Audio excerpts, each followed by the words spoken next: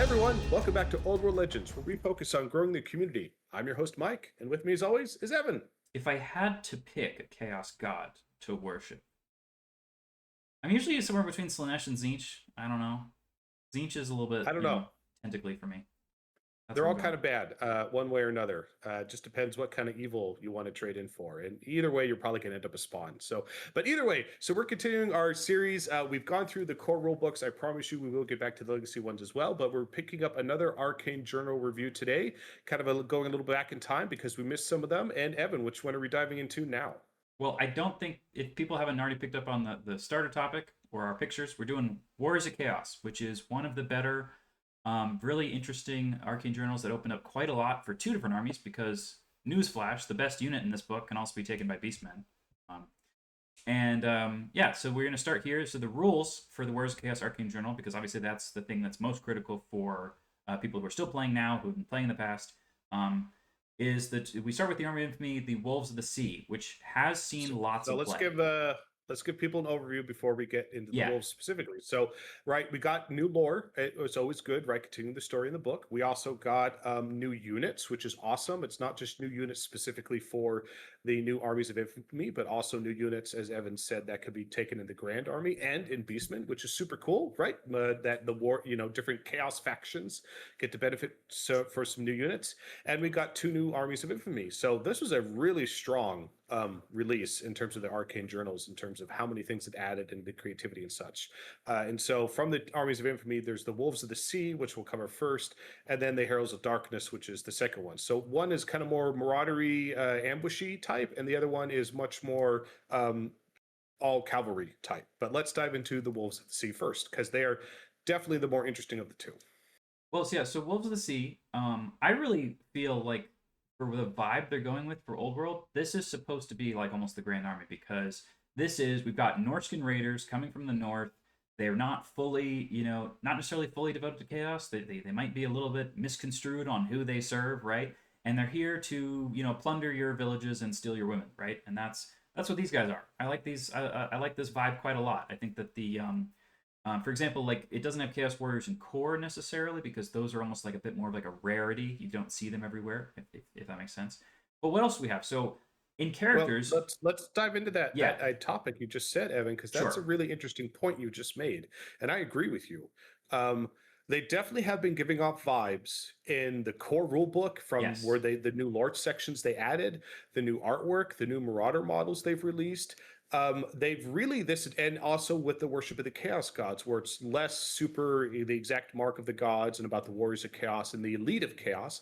It is much more about the horde of chaos, the marauders, and almost all the energy and effort they've put into thus far for chaos this edition has been the marauders and fleshing that out and creating them, making them feel distinct and different from the warriors of chaos, the elite infantry. And it's interesting to see how far they're going to go. Even Frydaal, right? I mean, she's wearing warriors of chaos armor, but she's leading not a horde of warriors, she's leading a horde of marauders.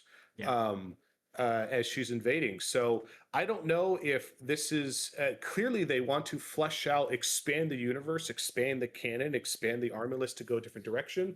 How much of this is the direction where chaos is going to go in the future editions of Warhammer: The Old World, where it's more focused on the Marauders, and they're trying to separate it out more from Age of Sigmar, Hmm. or or maybe they really want Marauders at some point to flesh it out enough to become its own army unto itself. Really hard to say, but they are clearly showing us that they're fleshing out. And they, we have another update even after this chaos journal, which we already reviewed and discussed, where Marauders got even a new lease on life, even Yeah. further. So we keep seeing this pattern of Marauders, Marauders, Marauders. Let's expand this aspect of chaos, make it really interesting, really compelling, make new models for it. And this clearly has been a huge focus for this edition. Whether it will also be the focus for future editions, time will tell. But they clearly didn't say we're going the elite warriors plus demons. And they didn't do that this edition. They went a different direction. So very interesting. Yeah, I do think that if we are going to see legacy models come back, it's likely that demons might be folded into God-specific Armies of Infamy in the kind of lead up to the Great War Against Chaos. I would absolutely love to see, okay, if you're a, war host of Nurgle. Here's all of your Nurgle demons and Nurgle warriors mixed together, because in the lore, that's actually exactly how it works. And then these are the guys that are coming down with Asabar Kul to go and burn Prague to death. That would be great. But right now, we are more in the raiding Viking mode, and that's also quite a great mode to be in. I do think, Mike, that we do have a game that already has 17 factions. So if we do add Norsca, that might start having quite a few. Although I think what does 40k have, like 30 armies now, because they're being Right. more Well, diverse. but they've also shrunk the armies intentionally, Yes. so they have more. And I think that is very likely for future editions of this game. They're going to release new kits. They will legacy old units further. Just I think we're going to see the exact same pattern that GW has had tremendous success with 40k, both because it gets players to buy more models and try out new armies and creates more variety. Versus I'm going to stick to just what I had. I think they will repeat that pattern. But we are way off target here and on tangent. So let's dive into the Wolves of the Sea, though. Okay, so you do have one downside, which is that your Sorcerer Lord is in the same like 0 to 1 slot as the Chaos Lord and Demon Prince. That hurts. Well, it used to hurt quite a lot. I don't think most Warriors of Chaos players care that much about this anymore. I know I do when I try and make a Wolves of the Sea list. Okay. For sure. Because I definitely want my Sorcerer dude and I want my melee beatstick dude, and you just can't have both. So if you are a hyper competitive player, like for example, I know one of the guys in our playstyle, he does think about how, okay, I'm gonna take what makes, what's the strongest, because it doesn't really make sense to him to play it any other way. What he does is he takes the Sorcerer Lord, because you do have that powerful wizard in his wizard bunker, which is kind of the way he generally likes to play. And then he also has an exalted champion being his dragon man, because the exalted champion with the regeneration save is quite a durable like beatstick guy, and the dragon is still the same dragon either way, as opposed to the Chaos Lord on a dragon or the Demon Prince. I think Now, if anything, it's the remember, Demon Prince that, yeah. When this came out, Evan couldn't ride that dragon.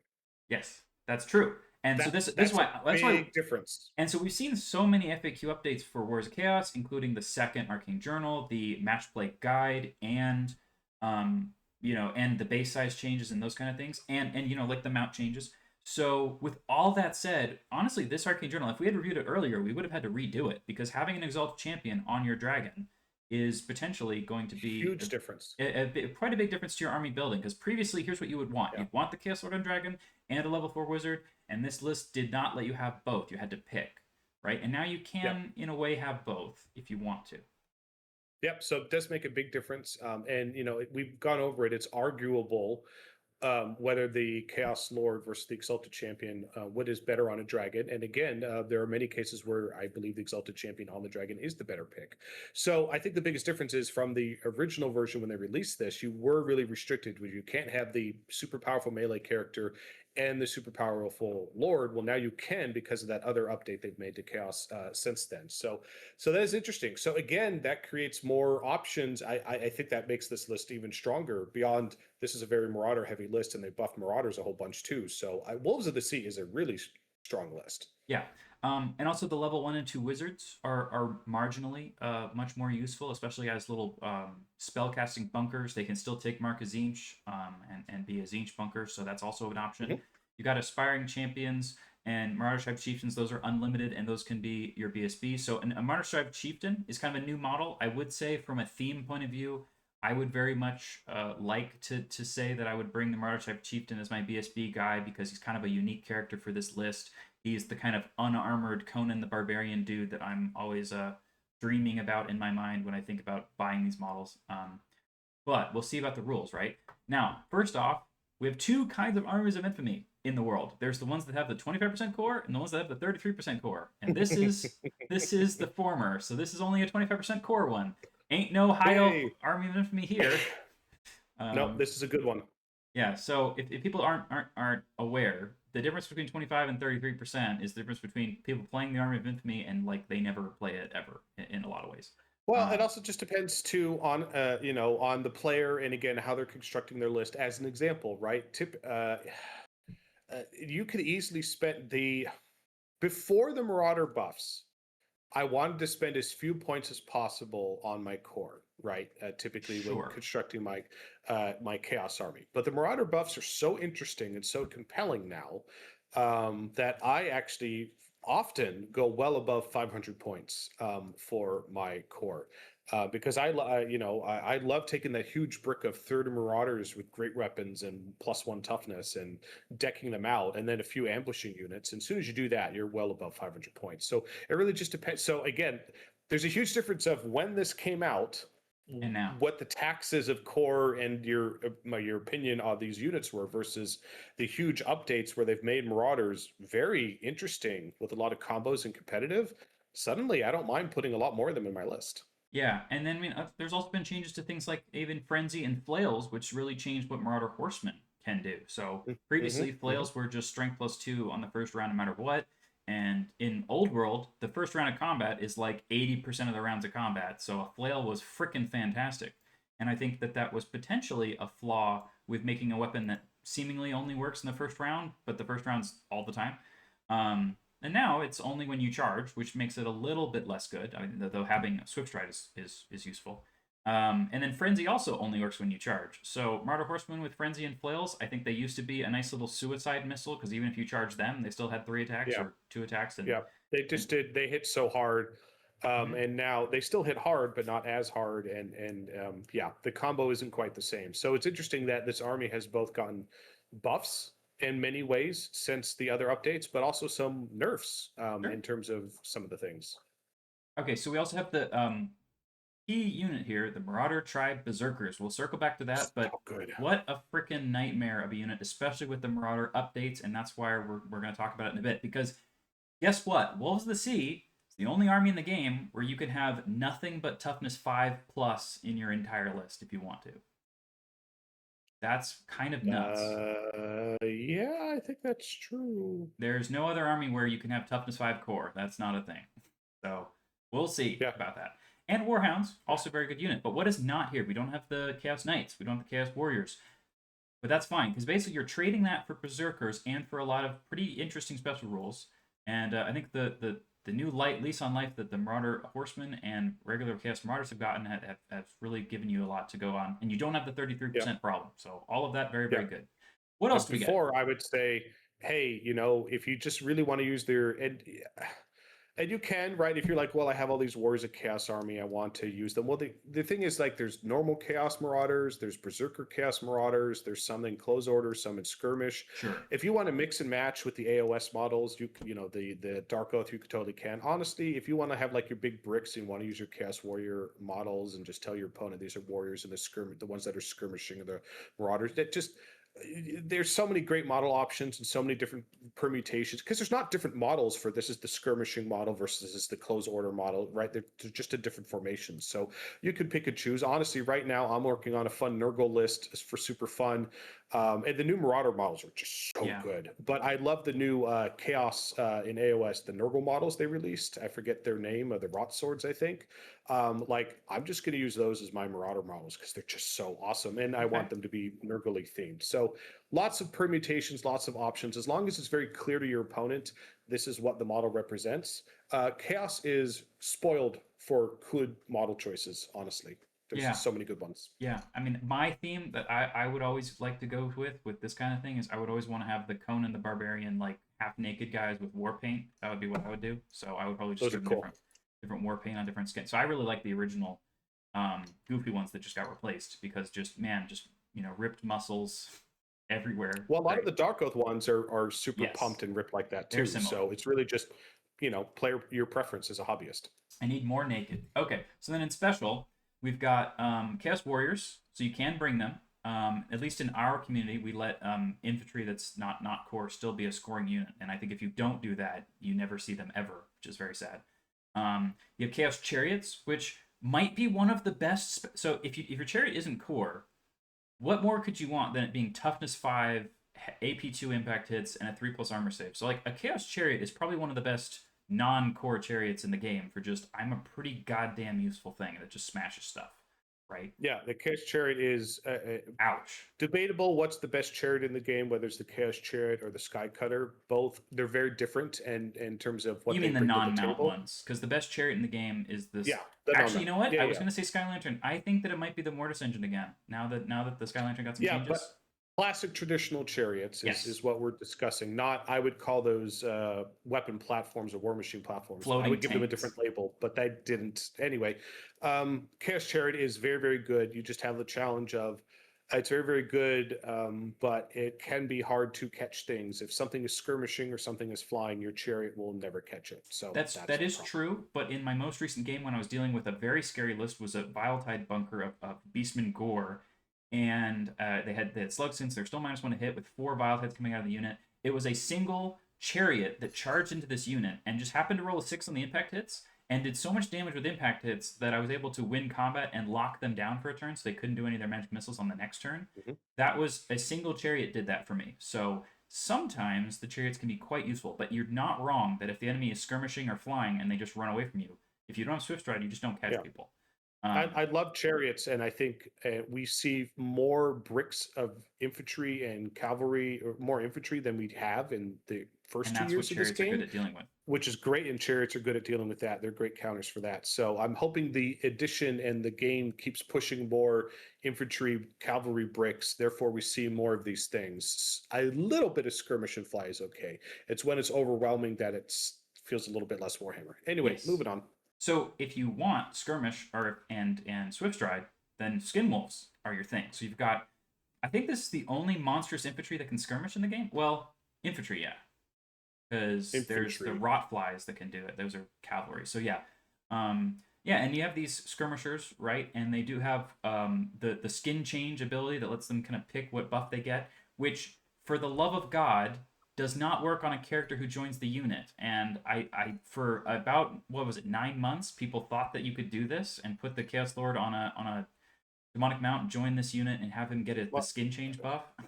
again, this is the fundamental problem where the core rule book said unless we say otherwise, you can do this. Yeah, So it's not that's that not a those good idea. players were making a mistake. That was fundamentally how they wrote this edition of the game, where they said, well, if a character joins a unit with the special rules, unless we specifically say the special rules don't work for them, then they do. And guess what they forgot to write when they wrote the Skin Wolf rules? They forgot to say this doesn't work for your character. So those players weren't inherently wrong with the raw interpretation of the rules, but clearly it was never meant to be used that way. But GW needs to be better about those things. Or maybe they shouldn't say by default it always works. Maybe they Yeah. should say by default it doesn't work, and only if we say it does, then it should. So I honestly pros don't. and cons to both approaches. Yeah, I think that we should do a video talking about all of the advancements that 40k has made that would be suitable for Old World. And I think one of them is having keyword abilities. So having an ability that says if you have the Skin Wolf keyword, you get X, and then if it would obviously would just not apply to someone who joins them and is the wrong type. Okay, and then Marauder Tribe Huscarls. One of my favorite units in this whole book are these dudes, and until recently they were kind of terrible. But I'm going to pitch to you that they might actually be quite good. Because guess what, Mike? They can be toughness 5 too. Who? Toughness 5 cavalry is Oh, interesting. yeah. Oh, for sure. No, I like the Huscarls. Okay. I totally like them. And the other great use of your brand new Marauder Tribe Horsemen guys, you could mix in shields or weapons or helmets with the Chaos Warrior kit to kind of give them more of like a full on vibe. So great. So many great modeling options. Opportunity. And then Chaos Spawn, which I know that most people are like, so what? We do have one player in our local environment who always brings the Chaos Spawn. Chaos Spawn are, well, first of all, they got a buff recently. Yeah, they actually get to go 2d6 plus 1 inch on their movement instead of just 2. Hey, that makes a big difference getting a +1. That being said, are they going to, be huge game changers? No, but they're like 55 points and they're T5 and unbreakable, right? They have 4 wounds. That's actually a lot. They have 4 wounds.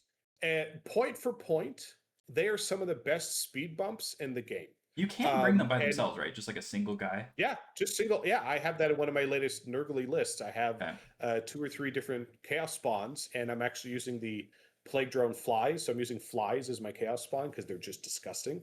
Mm-hmm. And they're very good speed bumps. They could really hold something up.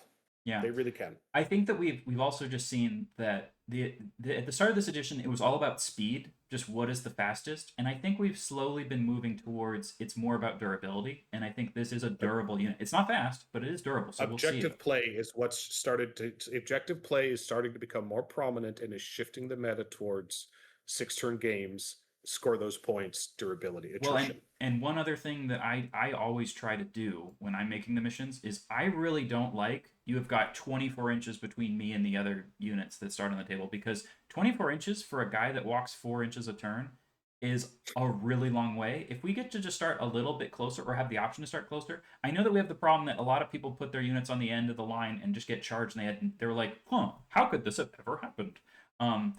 But I think that just having the ability to get to start a little bit closer with these slower models can be quite useful. So Yeah, depends on the scenario and pros and cons. But yes, the vast majority of new players, they get caught up in the bloodlust, and the default they say, "Oh, this is my deployment zone. I must put every one of my units at the very front edge of my deployment zone," because they're newer players, and they're like, "Actually, you have this very large deployment zone. You do not need to put your models on the front edge, and maybe you don't want to." But anyway, focusing on the Wolves of the Sea.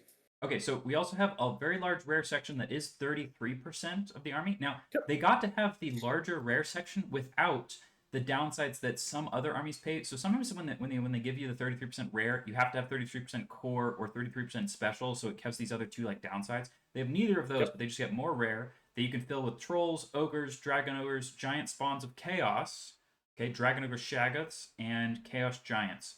And then you also get to have, so I mean that's pretty much everything. I mean, I think you don't have Chimera or the larger chariot. It's the So they don't have a hell cannon. Gore Beast, and they don't have a hell cannon. I know that's a big deal for one of my friends. Ooh. He brings his double hell cannon, so he And can't it's a play. big deal because hell cannons are awesome. I just wish the rules didn't suck. But I love hell cannons. They're so cool.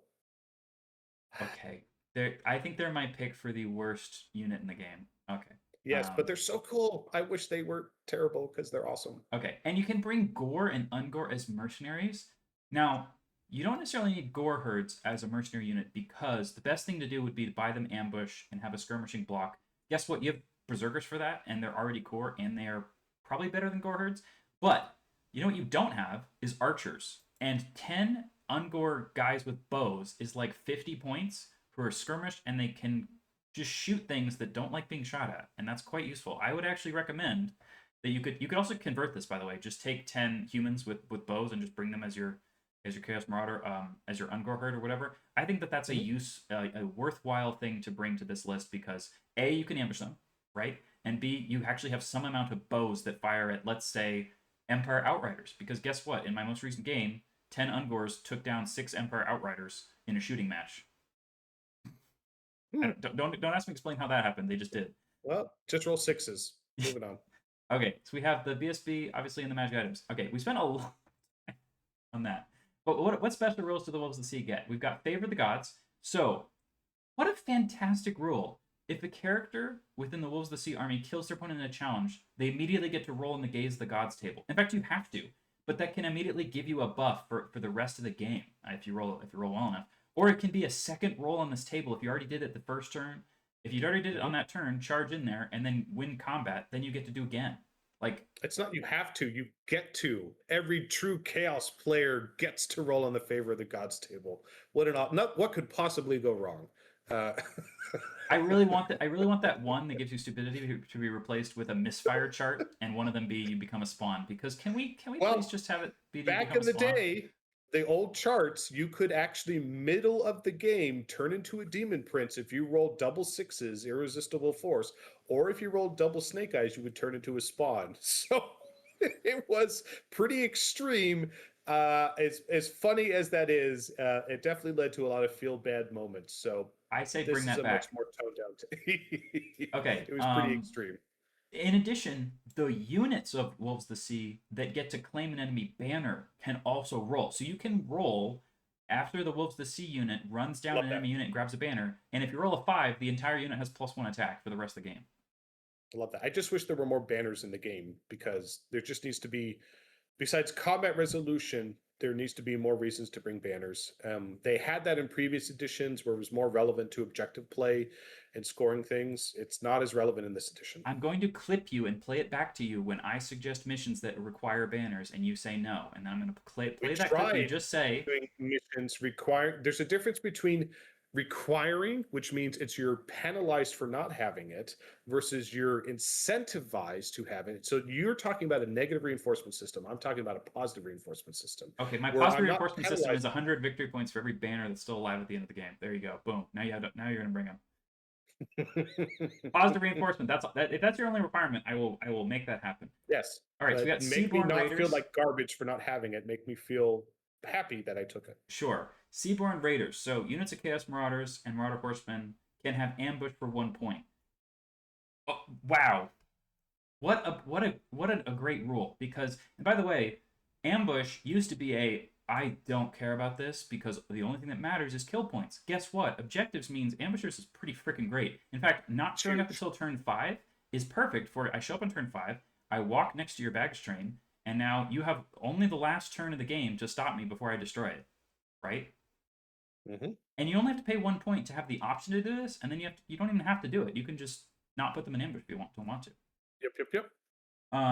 Aspiring champions can also do it. That's interesting. For 10 points, you can make an aspiring champion have ambush. I think the only reason to do that would be if you were going to join a cavalry unit that was going to come in and ambush. Yeah. And if Heralds of Dark, if the Huscarls were allowed to ambush, that would be great. Yeah. But for some reason, they're missing it, even though there's some special rules that seem to refer to them, which is odd. I think they intended the whole army to ambush at one point, and then they probably play tested it and realized, actually, Huscarls ambushing is too powerful, and I think they took it out before they went to print. Sure. Then we've got Warriors Duel. So, are these the best army special rules for an Army of Infamy? Not the units you get in the roster or anything, but just specifically the rules that you get as a bonus for picking it. The rules, the flavor, both the flavor, the narrative, the tone, and also the mechanics. I think these are the best Army of Infamy rules they've released in this edition. Okay, well, it sounds like we have to rank the Armies of Infamy, but just to tell people if they don't know, the Warriors Duel is that instead of rolling off to see who takes the first turn, instead you get to pick a champion on your army to fight one of their champions before the game starts, and they have to go fight in the middle. Because that's as they should as true warriors. That's right. What a fantastic rule! And then so they have to be a 1 wound champion. So it has to be an infantry or cavalry model with 1 wound. So you can pick a Chaos Warrior champion or a Huscarl champion who's toughness 5, for example. Mm-hmm. And often I like to And by the way, you can obviously pick champions who do have 1 wound, but you can buy them items. You can buy them, the strikes first helmet that's in there. I know that sometimes people will bring 100 points of Chaos Warriors just to bring a 5-man Chaos Warrior squad where the champion has a strikes first helmet and crap. And I'm like, oh, okay. So not worth it, but I love that you could do it. Yeah. To be clear though, going first. So if you can guarantee you win this, or if they refuse to fight you, you get to go first. Going first is critical for being an ambush army. If you go second as an ambush army, they have 2 turns to shoot you before any reinforcements show up. If you go first, they only have 1 turn to shoot you before your reinforcements show up. That's a pretty big difference between those 2 things. Just have to win the roll. Just have to have the favor of the gods. Yes. What could possibly go wrong? Okay. The next one is the Heralds of Darkness rules, which is the kind of elite, full-mounted chaos list. I really like the idea of that. I like the idea of these roving bands of mounted Chaos Warriors and Knights and Chariots coming down from the north and just being almost like the Mongol hordes. In fact, I think that I don't know that they're more the Mongol hordes because they're not really very archery based. I kind of view it more like road warriors with their chariots and their heavy like cavalry. Mad Max. Mad Max just smashing into everything that they can. Is how I like to view it. And I've made a list of this where it's like, my challenge is how many chariots can I put on the table? And it's super fun. It's not very competitive, but it's a super fun list. So if you want to bring the all-mounted Warriors of Chaos list, is this the list for you? Let's find out. So we've got the Chaos Lord or Demon Prince is 0 to 1, so that's the same as normal. 0 to 1 Exalted Champion or Sorcerer per 1,000 points, so that's the same as the Grand Army. So in other words, if you're comparing against Grand Army, we're kind of the same as the Grand Army right now. Those are the same.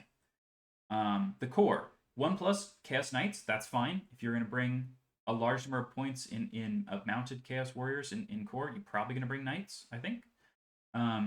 Marauder Horsemen and Warhounds, those are the other two Swift Stride core units, so it's none of the infantry's there, but if you're doing full mounted, this is what you would do anyway, right? And 0 to 1 Chariot as a core choice. So it does require you to take 33% core, but it does give you a Chaos Chariot, which costs 135 points, and 33% will be 660. So basically, it's like having to take a regular army where you're forced to take a Chaos Chariot, because you're still going to have 530 points of other core that you need to have besides the chariot in a 2,000 point army. 33% core, big downside. Okay, right? And the Chaos Chariot in core, I don't think this necessarily helps you score anything at all because he's unit strength 5, right? So you could destroy baggage trains, but you could do that anyway. You didn't have to be core to do that. So most of these scoring rules that Master Play Guide has requires unit strength 10 of a core. So that means the chariot doesn't do anything useful for you scoring wise. Nope. Okay. Can't do any scoring. So special. You still only get 0 to 1 unit of Chosen Chaos Knights at the same as Grand Army, so it's not like you could have multiple Chosen Chaos Knights. There's a lore around why there's only 1 unit of Chosen Chaos Knights, like they're supposed to be relatively rare. They actually successfully made them rare in this edition by making them forcibly 0 to 1. I know that some units in the game are supposed to be rare, but they're not. And then 0 to 1 Chosen Chariot. So Chosen Chariot, like, whoa, what is that? Per 1,000 points. So you do get to bring some Chosen riding chariots. That sounds freaking great. I wonder if they're a good unit. I really hope they are. And we've got the Chaos Spawn. So what's funny is they have the all-mounted list, but they have one of the slowest units. Chaos Spawn. I don't know how they're going to keep up. And chariots. They don't, is the answer. Yeah, and they have chimeras, which are not a good unit, but I'm glad they're here. No. They're just unfortunately they're overcosted, but there are only 4 wounds, but that's not the problem. The number one reason why you'll never see a chimera, they have no AP. Yeah, but if they were 80 points, I think you would take them. But they're 180 nope, points, not with so you no never AP. take them. They need to have at a minimum AP1 to even be considered. It is kind of weird to have a monster with no AP, right? It's kind of weird. No, yeah, exactly. It's just it's you can upgrade it with all these upgrades, so you want to spend more points. Already overcost, and you can spend a lot more points. Chimeras are so cool, but if they just started with a minimum AP1, I think we might see them sometimes. I'm convinced, even at their points cost, if they had AP2 on their 6 attacks, you would actually see them on the table. But because they have no AP, you just don't see them. So you can take Dragoners as well, so that's good. And they're not limited. You can play into those. In rare, you have the Gorby's Chariot, the Dragonagar Shaga, the Giant Spawn of Chaos, and the Chaos Giant, and a Warfire Dragon. So you do have the Warfire Dragon here. The Warfire Dragon might be one of the best single monsters in the game. What an absolute tank. So it's one of the only units that's not a character that has 3 saves, which is already freaking fantastic. It's flying, it's a monster, it's strength 6, toughness 6. You know, it's freaking wow, scary. And it can shoot a mortar shot, and it explodes, and it shoots. It's honestly it's everything you'd want. Yeah, the Warfire Dragon is just they're overshadowed by how good giant chaos spawns are, but the Warfire Dragon is phenomenal. So the giant chaos spawn was the absolute bane of everyone's existence for a very long time. I think people are used to them. Which is right. People just had to get used to dealing with them. They're very counterable, but people were overwhelmed by 2 of them rushing at you with their raw stats. Well, in particular, their weapons go 3, and if they do have a save, it's the regen save. And regen does not protect you against Monster Slayer. So these guys do just die to anyone with a Dragon Slayer sword, if you have And they're pretty common. Yep, lots of monster slaying out there. Okay, and then there's Mercenaries. So you can bring Centaur Herds, which just got a points reduction, and Chieftains. Now, I've tried Centaur Herds many, many times. They suffer from exactly the same problem as all other light cavalry, which is I don't win in combat versus anything with combat resolution, and I don't win in combat versus anything with stomps because it just murders me, or armor because I don't have AP, and I don't win against shooting because it just shoots me to death. So they're only good against like war machines. Like it's just I think light cavalry is just one of the units in the game right now that just has almost nothing it can fight because the infantry beats it and the monsters beat it and the shooting beats it. They're in that spot where they're closer towards medium cavalry, but exactly to your point, it doesn't have a clear purpose where this is what it's truly meant to counter, or its purpose on the to board control or Mhm. to do objectives.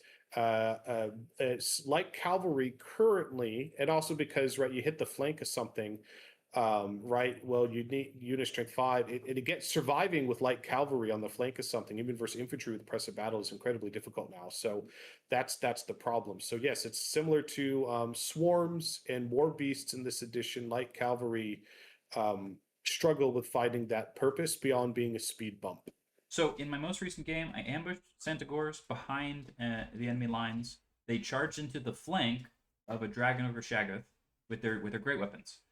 The Dragon Ogre Shaggoth decided I'm going to use my hand weapon and kill all of the Centaurs in one turn. And the Centaurs did 1 wound damage to him. So the Centaur herd that cost me 100 points ambushed in there, got a charge off, didn't get shot to death before they got the charge off, and they did 1 wound of damage to a monster before they all died. Yep, sounds right. On the other hand, a Warhoof is unironically a freaking baller. Okay, you've got a character with a weirdly great stat line who can ambush. He can have a great weapon. He's got strength 5, toughness 4 with 4 attacks, and he can buy full plate chaos armor to give him a 3+ armor save and a 5+ ward save. And then he's 3 wounds. He's unironically just weirdly good, and this guy can. And normally, as a mercenary in a beastman army, in a beastman army, the only unit he can join is Centaur, but in this army, he could run around next to the Chaos Knights and keep him from getting shot at. Although, honestly, he doesn't mind being shot at. Being toughness 4 with a 3-up, 5-up is like, okay, good. See what you can do to me. Versus normal strength 3 shooting, should be fine. Oh, and then sorry, newsflash, he's 128 points for what I just described. So he's only a few more points than a Centaur herd, but he does more damage and is way more survivable than the entire unit of 5 Centaur. So, yep, that's true. So you can potentially bring it if you want. What I will say is, I think this list is perfectly fine in a world where we don't have double dragon or triple dragon meta as the thing you are required to do to win, or in a world where you don't have to, or you're not allowed to spend 50% points on characters. If you're allowed to spend 50% points on characters, which by the way, you can still do this. You can still take the Chaos Lord on a dragon and a Sorcerer Lord on a dragon and the Warfire dragon in rare, and then just take core. And that could be your whole army if you want. But there's a special rule. And we have the problem. What happens when the Army of Infamy has a special rule that's actually a downside? Well, no one plays it. Yes, unfortunately. Like, what were they thinking? So here's what's in here. We've got Mounted Host. All characters have to have fly or mounted. That's a downside, but it's not a problem because you kind of already have the theme anyway, right? Yeah, that one's not the issue. No. We've got Steed of Darkness, which is any cavalry or chariot that makes a charge, flee, or pursuit. It can re-roll a single dice of roll of 1 before discarding the dice. That's useful. It's a very good. It's the only buff you get for being so restricted from Grand Army. You get this buff. That's but it's a pretty minor buff, honestly, because unless you're right, the default is I'm charging something. You're taking the highest die roll anyway. So, out of your 2 dice. The reason for this, Mike, is when you charge something that's in a forest and you roll a 6 and a 1, and you don't make it with the 1s, now you get to re-roll it. But yeah, otherwise, I know, yes. But again, that's just making it more contextual. Yes, so you have this. Your cool special thing is a very contextual thing. It's a very minor buff. Yes, and you could just forget this even exists. And then you have the following rule: the shadow grows. For each character that has a mark of chaos, another unit must also have that same mark, and vice versa. So you can't have a Mark of Khorne Berserker Flail guy unit without also having a Mark of Khorne character, which is terrible because you don't want the character to have Frenzy. However, Frenzy sucks now, so maybe that's not that big of a deal, right? Because here's what used to happen. I want to have 2 units of Marauder Horsemen with Frenzy and Flails, Mark of Khorne in other words, but I don't want to buy 2 Aspiring Champions with Mark of Khorne. I don't want them to have to be frenzied or anything. In fact, I might not even have multiple characters at all. But are you buying Mark of Khorne on your Knights and Horsemen anymore? Right. So you're not buying the Mark of a God on your Marauders anymore because the Marauders do their own thing, which is separate now. So again, this list has also been updated since the Marauder update and such. That's a big thing. But again, the problem is effectively you want marks on your Knight. It just basically prevents you from doing MSU style. That's the problem. And the problem is Cavalry are very expensive inherently because they're cavalry, because they're faster. So they're typically double the points of what infantry would be. So they're very costly. And so you don't want to have 3 bricks of 20 knights. It's just too many points. And so so you want to go MSU and space it out. You want to have bricks of 6 or bricks of 8 or different versions. But you really need to give them an the market Nurgle, right? If you want them to be more defensive, or you want to give them the market Corn if you want them to be offensive, right? Because even still, like taking 5 market Corn Chaos Knights, if they're just one in the flank, it's pretty effective. But because of this tax, this character to unit tax, and vice versa. Hey, I want to take a solo character. It's the same tax like with the Black Orcs, right? I want to take my Black Orc War Boss on a Wyvern because it's awesome. Well, I have to take a unit of Black Orcs now. Well, what if you don't want to take a unit of Black Orcs? You don't have a choice. You have to. So effectively, and then you're like, well, now I'm just going to take 5 Black Orcs. Now they're not going to do anything. So it's a very cost. So now I have to invest all these points to make the Black Orc unit actually attempt to do something. So it's a huge army composition knot of really restricting your ability to shift your points around to be efficient in terms of this character is enough by himself, this unit's enough by themselves. I don't want to spend more. I don't want to put more eggs in this basket. I don't want to make Death Stars. I want to spend my points out both for board control and for punching power because I'm wasting the efficiency. Yeah. So, and this is the in Steed of Darkness, the reroll ones is the only benefit you get in exchange for this downside. That's it. It's such a huge penalty. It's such a huge army restriction penalty for such a minor buff, which is why everyone I've ever seen with the Warriors of Chaos who try to build this Army of Infamy play it once and then they never play it again. So what we talked about in the past was also that Armies of Infamy and special rules and detachments or whatever 40k term you want to use that only restrict you, they never see play. If they give you some buff that if you lean into a specific theme, you get then they see play, and then you should allow people to take what they want to take, but just make certain units better. Like this rule, for example, make certain units better. Fair enough. I think that the Shadow Grows could potentially have been a rule that just all Warriors of Chaos have, especially in the current era that we're in. But having it be only one Army of Infamy, where the Grand Army just doesn't have this problem, means okay, now no one will ever play this, right? I mean, we have a guy who takes mounted Warriors of Chaos to every narrative event we played with the 2 so far, and both times he doesn't play Heralds of Darkness because the buff is not worth this downside. No, that buff is such a joke compared to the Wolves of the Sea buffs. It was terrible. All right, so we're diving into the first new unit entry, which is an awesome new character. So Frydaal the Chainmaker, super cool. Not only is she a really cool character, she came with a really great model. It's just such an awesome model. And they've expanded the universe. Again, it's great to see a female Chaos Warrior, prominent leader, which is awesome. They're expanding the canon. And they said at the beginning, right, they want to make new characters to expand the canon of the old world rather than just keep focusing on the characters we all know and love from the past, which is great. I'm very much happy to see them expand the universe, which is fantastic. And she's really, really cool. I will say the biggest problem with her when she came out has already been addressed, right? To just address the elephant in the room, where she was a heavy infantry on the larger base, which is the problem. The 30 by 30 base, that was the biggest problem.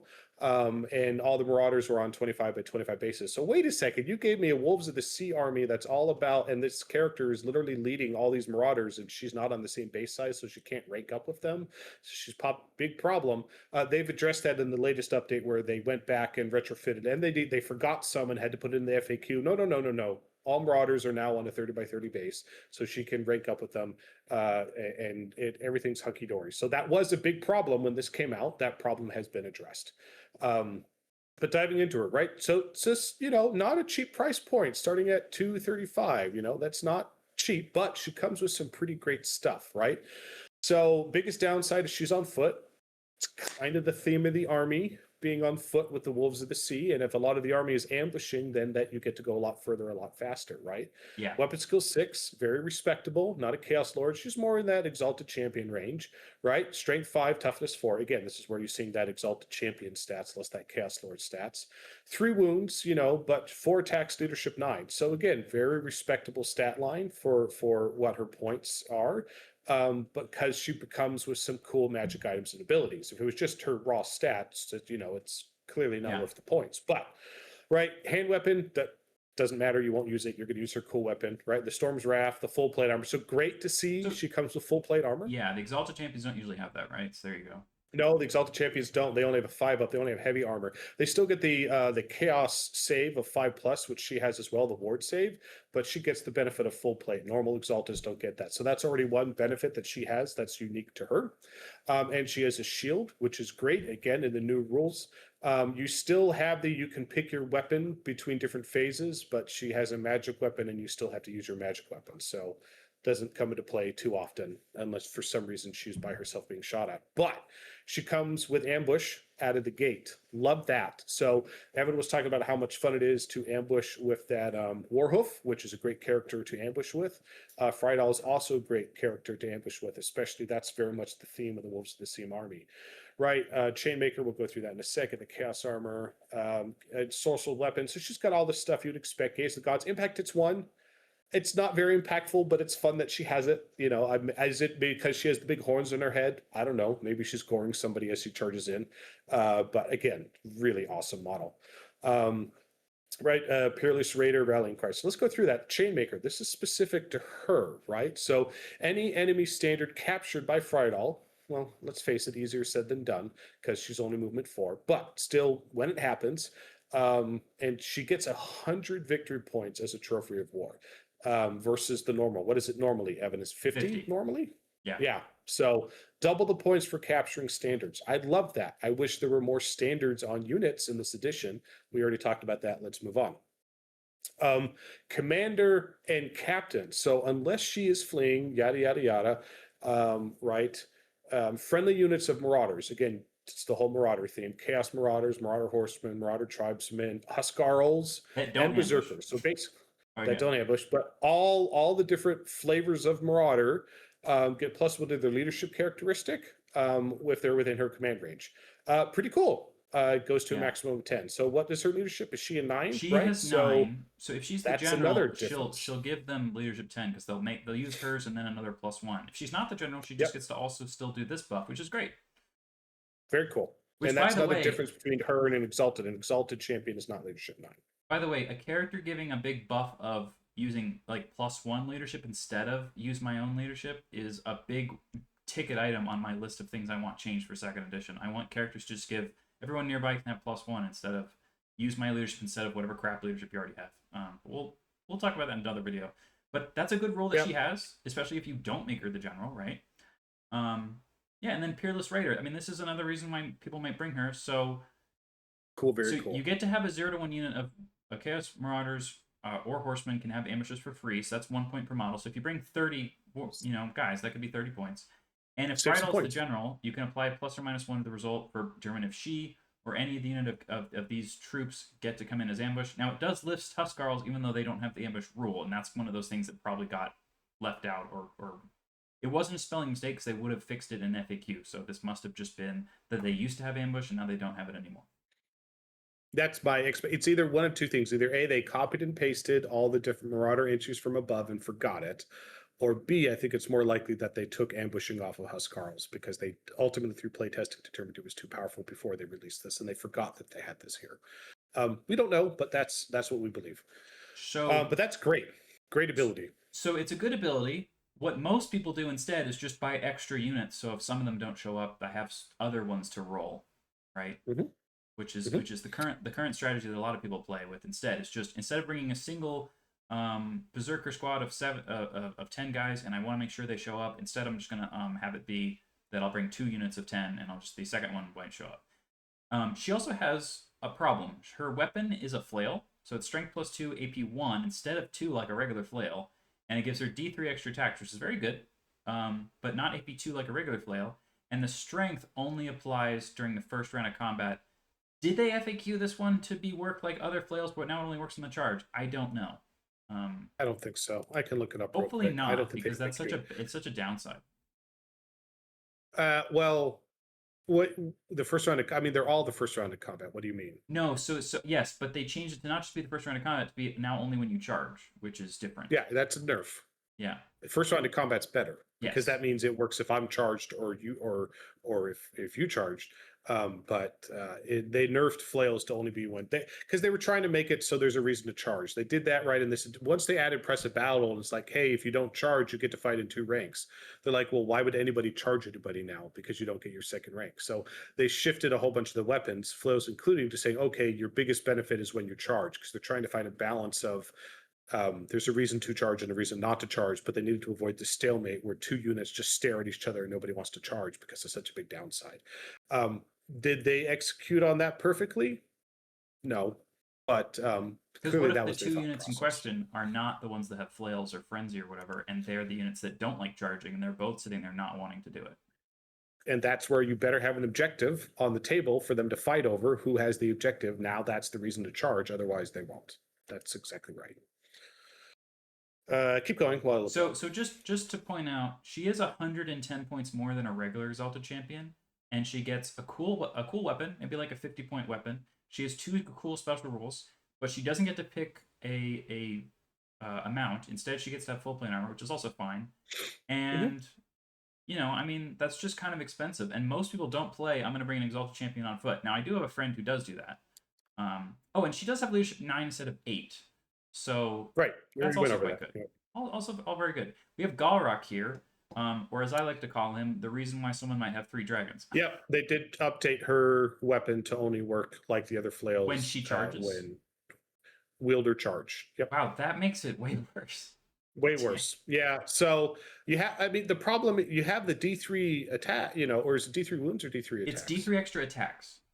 Okay. So that's great, the extra attacks, but losing that 1 additional AP, that's a huge, it's a problem. The difference of -1 AP versus -2 is a pretty big deal.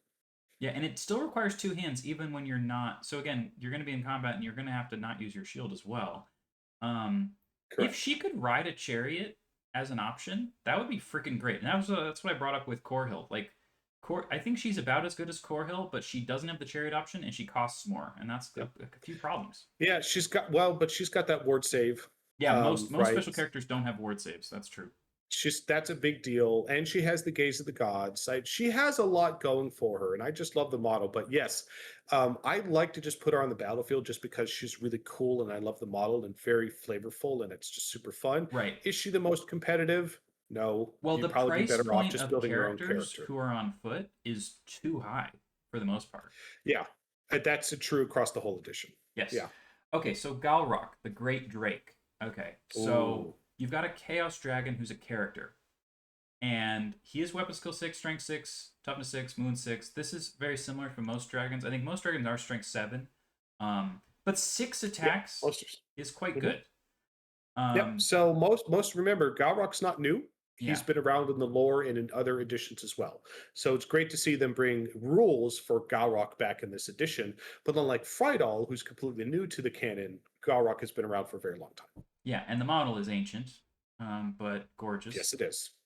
I really like the Chaos Dragon with 2 heads vibe with the long noodle neck. In fact, the fact that there is no plastic Chaos Dragon and instead people are using that this Age of Sigmar one that has not a noodle neck and not 2 heads kind of bumps me out because I really like the 2-headed dragon. It's such a great. There's not a vibe. 2-headed Chaos Dragon yet. Yeah, I think there should be.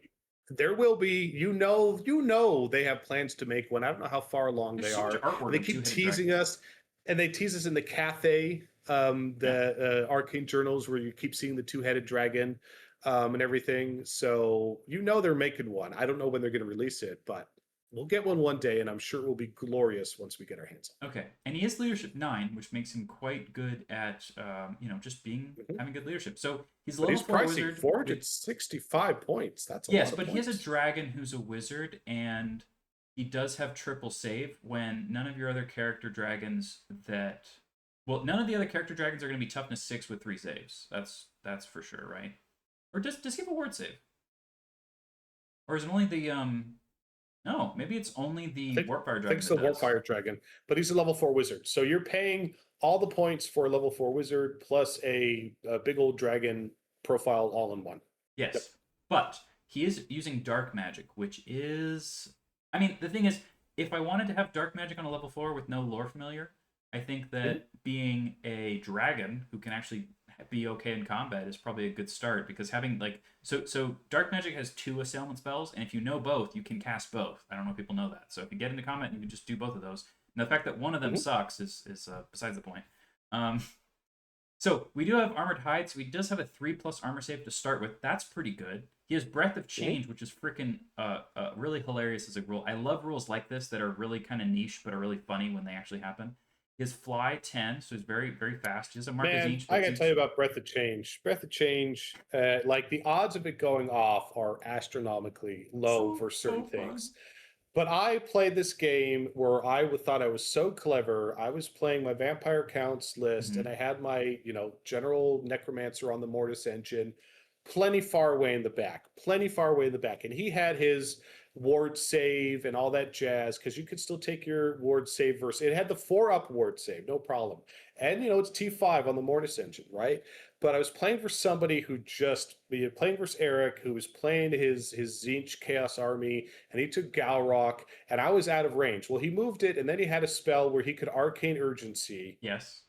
Shit, I didn't dispel it. He got Arcane Urgency off. He moved Galrauch again, just nicked with the breath template, breath of change, my necromancer. No problem. He needs like what is it, a toughness So test? I so need a yeah, let's 6. just read what it does before you tell us what happens. Well, So let me once, finish the story. yeah, yeah. I had to roll a 6 on a d6 to fail the test. I roll, of course, I get a 6. No problem. I have a 4 ward save.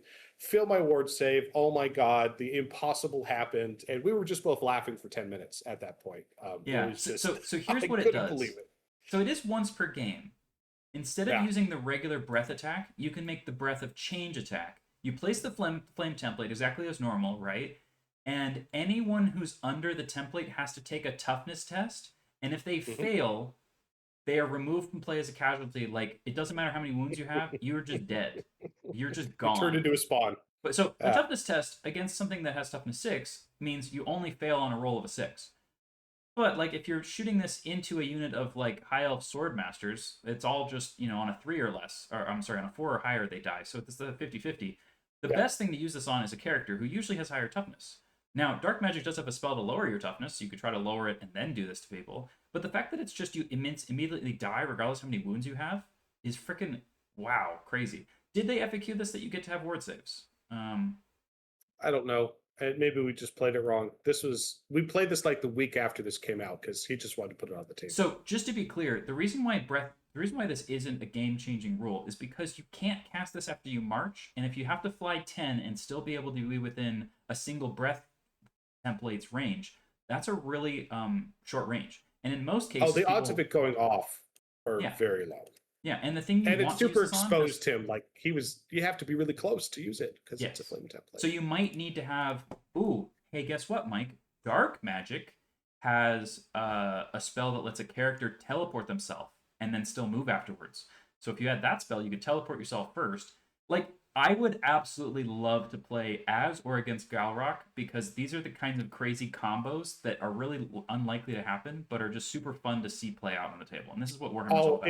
it was so funny. I didn't care. The whole game, I just immediately lost. My whole army was just over. But I, it was so much. It was so funny. It was so unbelievable that that could happen, and we still talk about it to this day. Again, but that's what it's about. It's about creating these fun stories and narratives of these amazing things happening, and it creates awesome memories with a friend. Yeah, it was absolutely bananas. Did they change brain burst? Max squares, chaos spawn, cannon, chaos gifts. I do not think no. So I probably didn't even get the award save. I think Yeah, I think that you don't get a I word think we save just or a read it wrong. regent. If you Yeah, just fail the toughness test, you just die. So you're just done.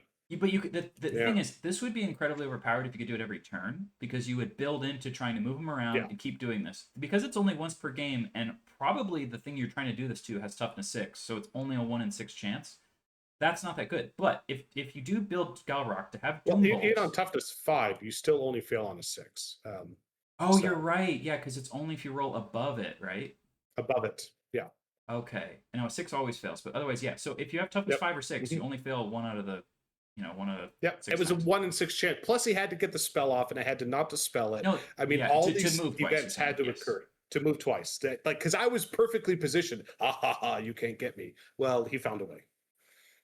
Anyway, it was funny. So Galrauch's cool. here's the downside. Every start of turn, you have to take a leadership test.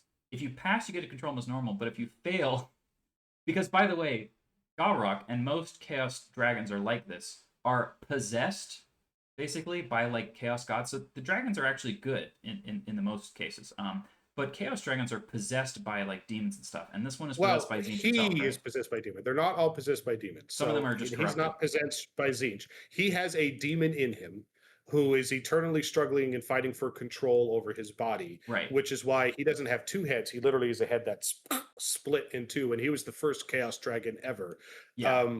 So that's specific to him and his lore and his canon, which makes him super, super cool, that eternal struggle. Other Chaos Dragons that just have two heads, those are just different forms of corrupted Chaos Dragons. Yeah. So Different you're our timelines. leadership 9, but if you do fail this, you get to your wizardly is reduced to level 1. You get random movement 2d6, and if you're engaged in combat, he has to direct d3 attacks against himself. So those are bad things, but random movement's kind of funny. And again, you are leadership It's 9. not the end of the world. The chance of failing is only around 13%, I think. 14. It's low. It's like rolling a 1 on a single d6, I think. Listen, you take Galrauch because it's super cool and super awesome, and he's really fun to put on the table. You're not taking him because he's the best meta pick. He's just awesome. Okay, and then you do have the regular Wicked Claws for your attacks, AP2 Claws, fantastic. And we have the 2 breath attacks. These are the same breath attacks that every Chaos Dragon has, either Strength 4, AP1, and Flaming, or there's the breath weapon that's Strength 2 with no armor saves at all. Probably most of the time you do the second one and kill all of my Empire Knights in one go, and I start crying. Yeah. It is worth pointing out that this is how you do the triple dragon list, which was a flash in the pan for like a month, and then people You can realized still do a triple dragon list with the Sorcerer Lord on a dragon, right? yeah. But the point is, you take well, no, you can't put a sorcerer lord. Can you put a sorcerer lord against dragon? You can. I did look that up. You can, but the Sorcerer Lord on a dragon's only toughness 5. Why would you? That's why a lot of people don't. Well, also you have the melee casting problem. But the point is, you take your Chaos Lord on a dragon, you take the Warfire dragon, and you take Galrauch, and now you have triple dragon. Yes. Yep.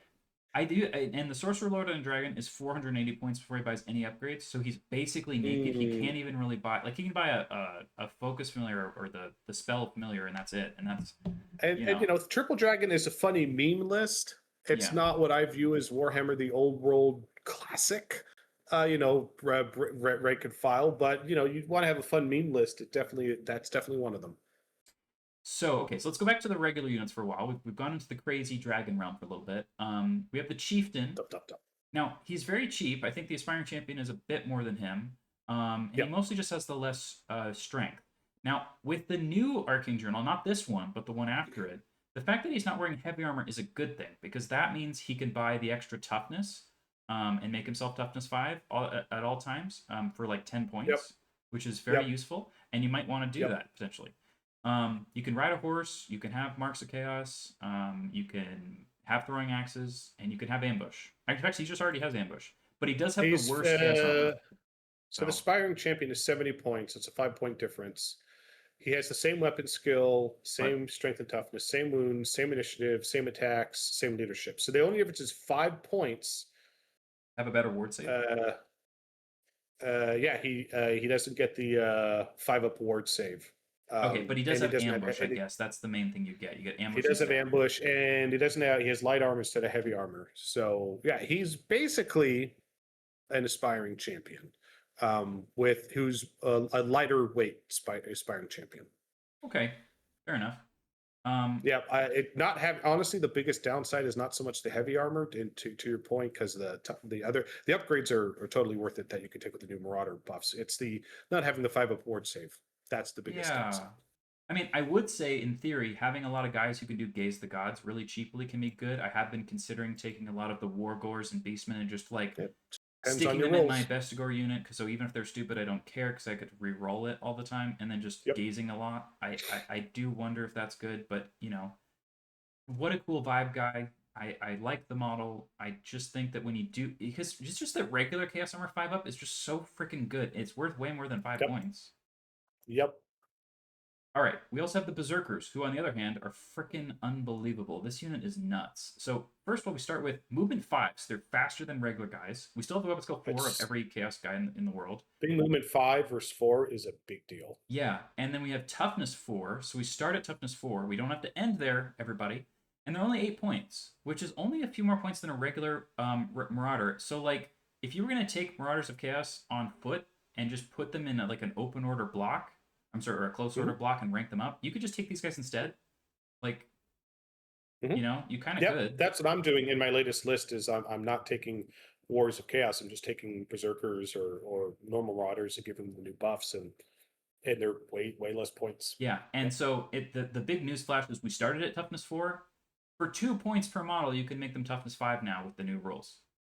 And toughness 5 means I just ignore any and all strength through attacks. So that means, hey, Dragonfire bombs, they basically do nothing. Hey, arrows, they do nothing. Hey, spears, they do nothing. It is the age of chaos. It quite is, and I think that's a great vibe for you're doing a Nurgle Marauder army, right? So that's pretty good for you. So they can either have additional helmets and flails. Either way, I think that's. I would say I'd probably still stick with the flails. They can't take the great weapons, though. So normal Marauders can take great weapons. That's the biggest downside to Berserkers versus the normal Marauders. Also, the normal Marauders can take shields. So again, Berserkers are not a go-to choice because it is really nice to have Marauders that can take shields and great weapons, and Berserkers can't do that. Okay, so they can still take the banner. So again, head taker for the champion. They can have a banner, which, again, I really like that there's a subtle shift in this game as to which units are allowed to have banners and which ones are not. For example, Dragoners can't have a banner. That's a good example. And I really like the idea of having missions built around banners because of which units can and can't have them. So we'll have to have our debate about that later. But they can have ambush. And so having these guys in ambush with flails and the special rules they have is very, very good. So we've got, what are the special rules? We have Frenzy. Okay, Frenzy took a bit of a nerf, but they're still very cheap. And guess what? That's not Mark of Khorne, so now you can have, you know, any other rule you want. You still have Mark of Chaos Undivided, which gives you the rerolls on your Panic and all that stuff if you lose your Frenzy, which is good. If you have Mark of Khorne, you don't have that anymore. Mark of Chaos Undivided is an amazing rule. It saved my ass so much.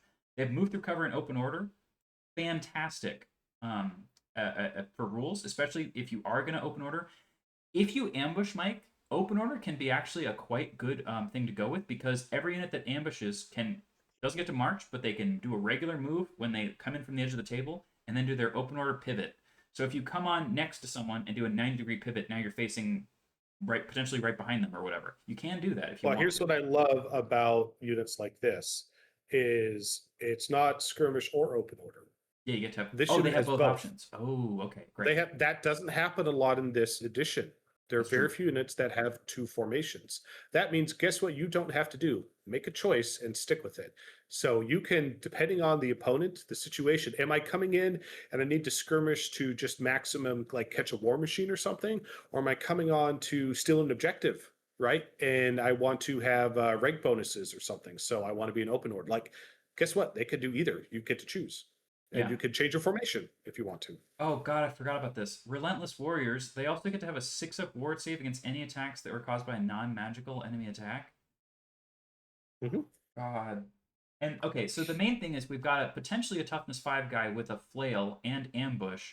All of that only costs you 12 points each. And these guys have skirmish, ambush, movement 5, and a lot of attacks with a lot of strength with toughness 5 for 12 points. Yeah, the biggest downside is flails versus great weapons and no shields. And yeah, but you can still rank them up if you wanted to with additional hand weapons or whatever, and not even ambush. And Frenzy is not reliable, but if you're ambushing, you're coming from the back, you're probably choosing which target you're going against. They're a great unit. Yeah, I think that this is a worthwhile and interesting unit. We also but it's not so good because of Frenzy that's just going to say I'm only going to take Berserkers. Yeah. Because if you're trying to do a mainline unit that's holding an objective, having Frenzy is not very helpful when you're trying to hold an objective. Frenzy also forces you to overrun, so it's not just I'm going to bait you into charges. It's also I can charge you with any unit in the game I want to, and on my turn, you have to move somewhere else. So I can have a Razor Gore charge this unit. It gets in there, gets killed, And then this unit now has to overrun in the direction it just got charged from, which could put it out of Yep. position or force it to charge something it didn't want to because now it's in the wrong spot. All of those are possibilities. Yep. Hmm. But Frenzy is amazing on units that are really small, cheap, and throwaway, which is what these guys are great at being. They also have Skin Wolves. Movement 7? Wow. And weapon skill 5.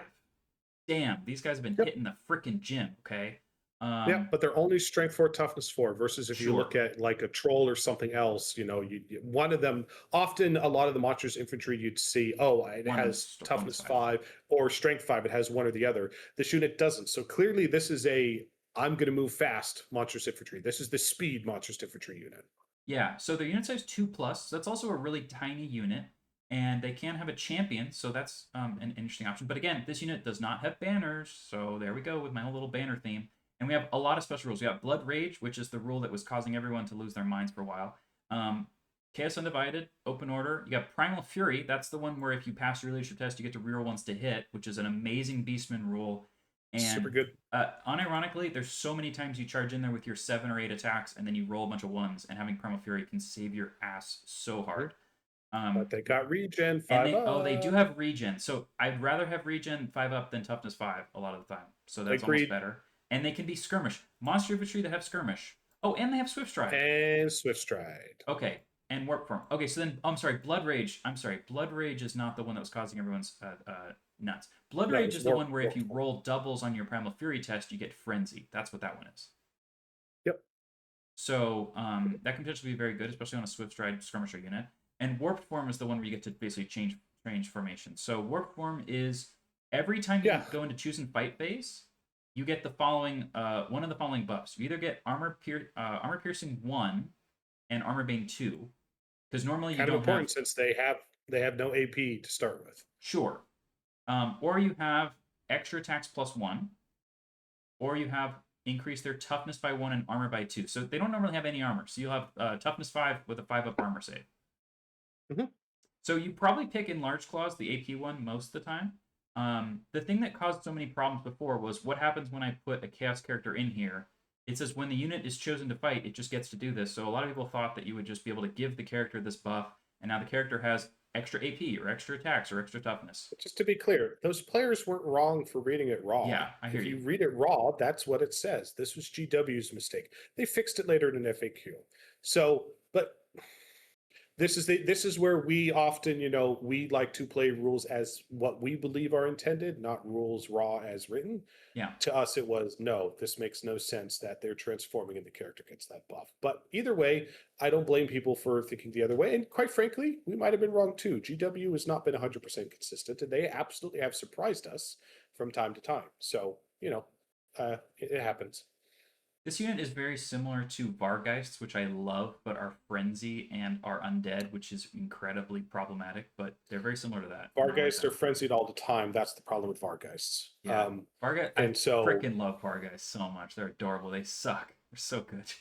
Yeah. Oh, I love the models. I want to put them on, and I try so hard to put them on.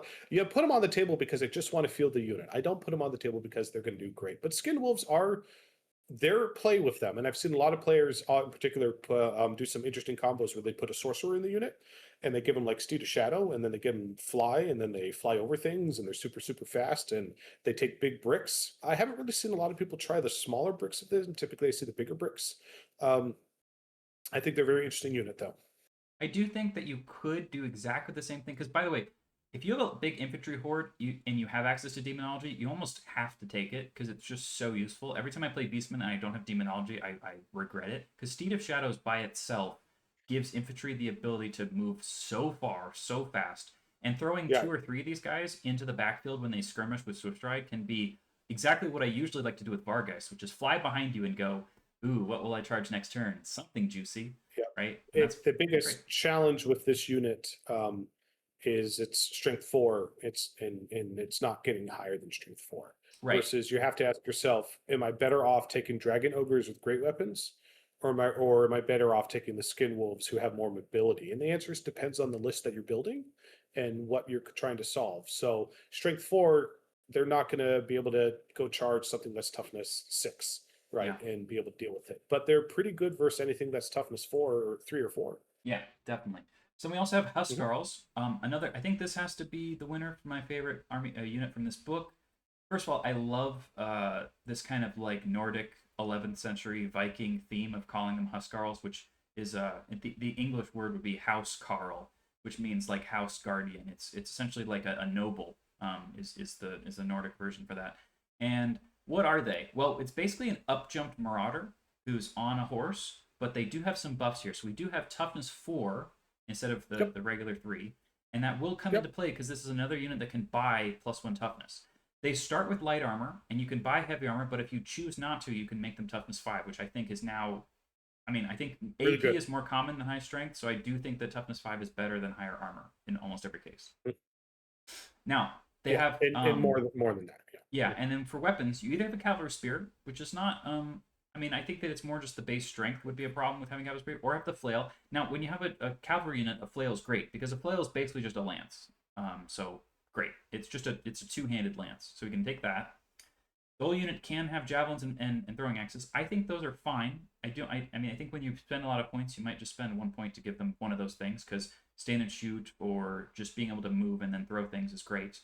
I usually go for the javelins because then you can still march and throw them. If you don't, you probably don't replace the light armor with heavy armor anymore, but you can take the shield, so you can have light armor and shield. So you have at least some kind of armor save, especially against shooting. Yep. And these guys, they can have marks of chaos. Did this get removed with the new book? Did they take this away in the new book? Or is it only In regular the new Marauders? book, they updated Chaos Marauders and they updated Horsemen. They did Okay, not so I guess update these guys can Huscarls still or have the Berserkers. buffs and buy this stuff?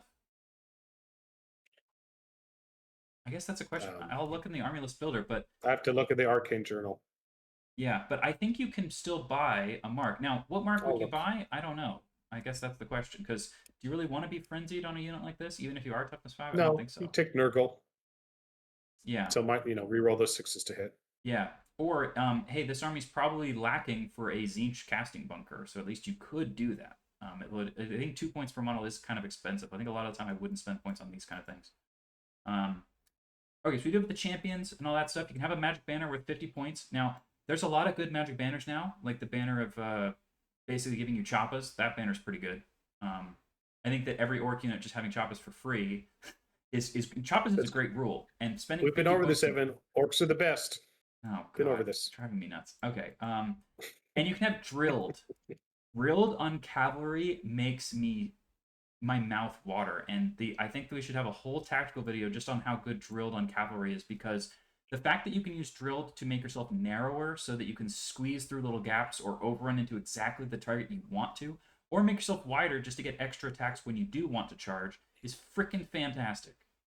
Okay, drilled is great. And drilled on a cavalry unit is even better. Mm-hmm. Okay. All true. And the first sword can have magic items over 25 points. That would be useful if you're going to use this guy as your challenging character. I don't know if you will or you won't, but he could be. And what else we have? We have Close Order, Countercharge, thank God. Ask Silverhelms why they don't have it, please. And we have Furious Charge. Wow. Gorgeous. And then we have Regular Market Chaos Undivided, Swift Stride, Warband. So, great rules. What do we not have? We don't have Ambush. Now, this unit was never taken before because it's not core. Okay, that's the only reason. If it was core, I think it would be taken a lot. But now I think it might compete with the things that usually show up in special and rare, which is like the giant spawns and stuff like that, because it does have like some ability to score potentially if we change the rules a little bit. It does have the ability to destroy the baggage trains. It does have Furious Charge with flails, which is a lot of strength 5 attacks, and it could make itself toughness 5. All of that means that I think that this unit could be. Yes, the Huscarls may purchase up to 2 chaotic traits. Yes, so they can buy the extra toughness and still have one other trait. I mean, I don't know if any of the other ones make sense, but that's still there. And they start with the Furious Charge. Regular Chaos Knights don't have that. So if you have a Chaos Knight and he charges in there with a single Strength 6 Lance attack, these guys charge in there with 2 Strength 5 flail attacks. Yeah, the Furious Charge is super nice. Yes. I love that for my Black Orcs. And drill. They're slow oh my god. on foot. Yeah, but now you're spending a lot of points on something that doesn't have a lot of armor. So I guess the main comparison is comparing it to something like Chosen Knights, because the Chosen Knights would be also a special cavalry unit. They're also competing against all the monsters. Well, but the Chosen Knights have the ward save. The Chosen Knights have the higher weapon skill. The Chosen Yes, Knights, yes. they're also having sorcered weapons for the second round of combat. There's a lot of So, attacks in this game, Mike, that just say, I ignore all your armor and I wound on a 6 no matter what, so you die, like Vile Tide. well, So, Vile Tide is Vile Tide. yeah. Yes. Okay.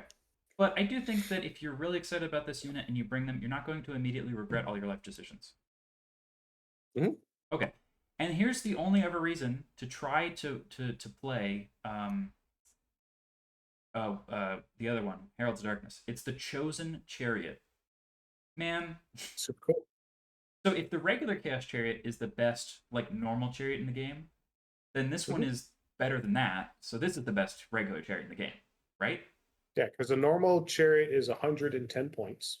It's only 110? So Are you freaking kidding me? There's a reason why I say it's the best chariot in the game. Mike, do you know how many points a high elf lion chariot is? You're an elf. You have to play an elf tax. Oh my God. You know how that works. Oh my God. Yeah, because Chaos Chariot is 110 points, and guess what? It's ridden by 2 Chaos Warriors, right, who have halberds, and the Chaos Steeds, and the Chaos Steeds have Strength 4 versus normal mounts are only Strength 3 typically, so that's another benefit of being the Chaos Chariot. And right, it's a Strength 5, Toughness 5, 4 wound chariot that has a 3-up armor save. And it's a heavy chariot, so it's D6 plus 1 to impact hits minus 2 AP. And also the Chaos Warriors, they also have ensorcelled weapons. So if you want to use ensorcelled weapons, the halberds you could choose.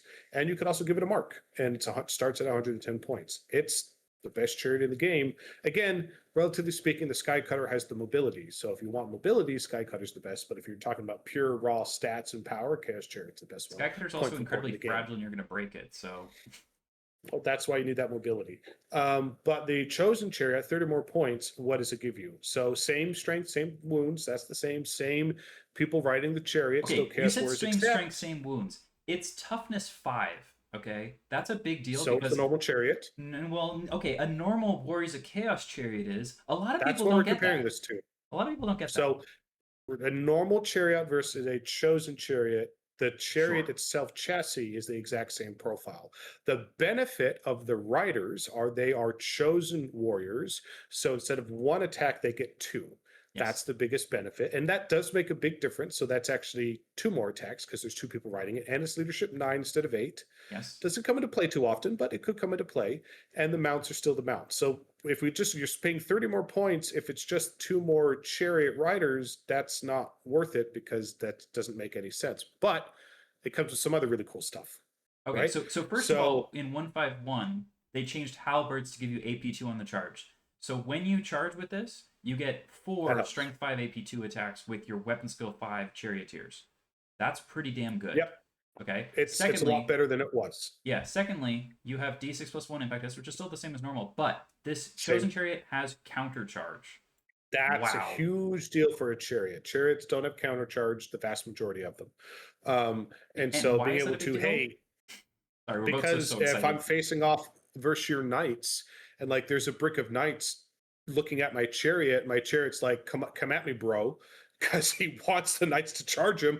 Guess what? He's going to counter charge. And as long as you don't roll a 1 or a 2, because it's D3 plus 1 inches, and as long as you can roll a 3 plus, that means you're going to go 2 plus 1 or 3 plus 1 inches, which means you're going to move before them 3 inches, and or more, 3 or 4 inches. As long as you move 3 inches, you're going to hit the other person with your impact hits. So see you later, knights charging my chariot. Guess what? In impact hits now don't go at initiative 10. They now go before any strikes happen in combat. Yeah. So it's a huge deal to have counter charge on a chariot.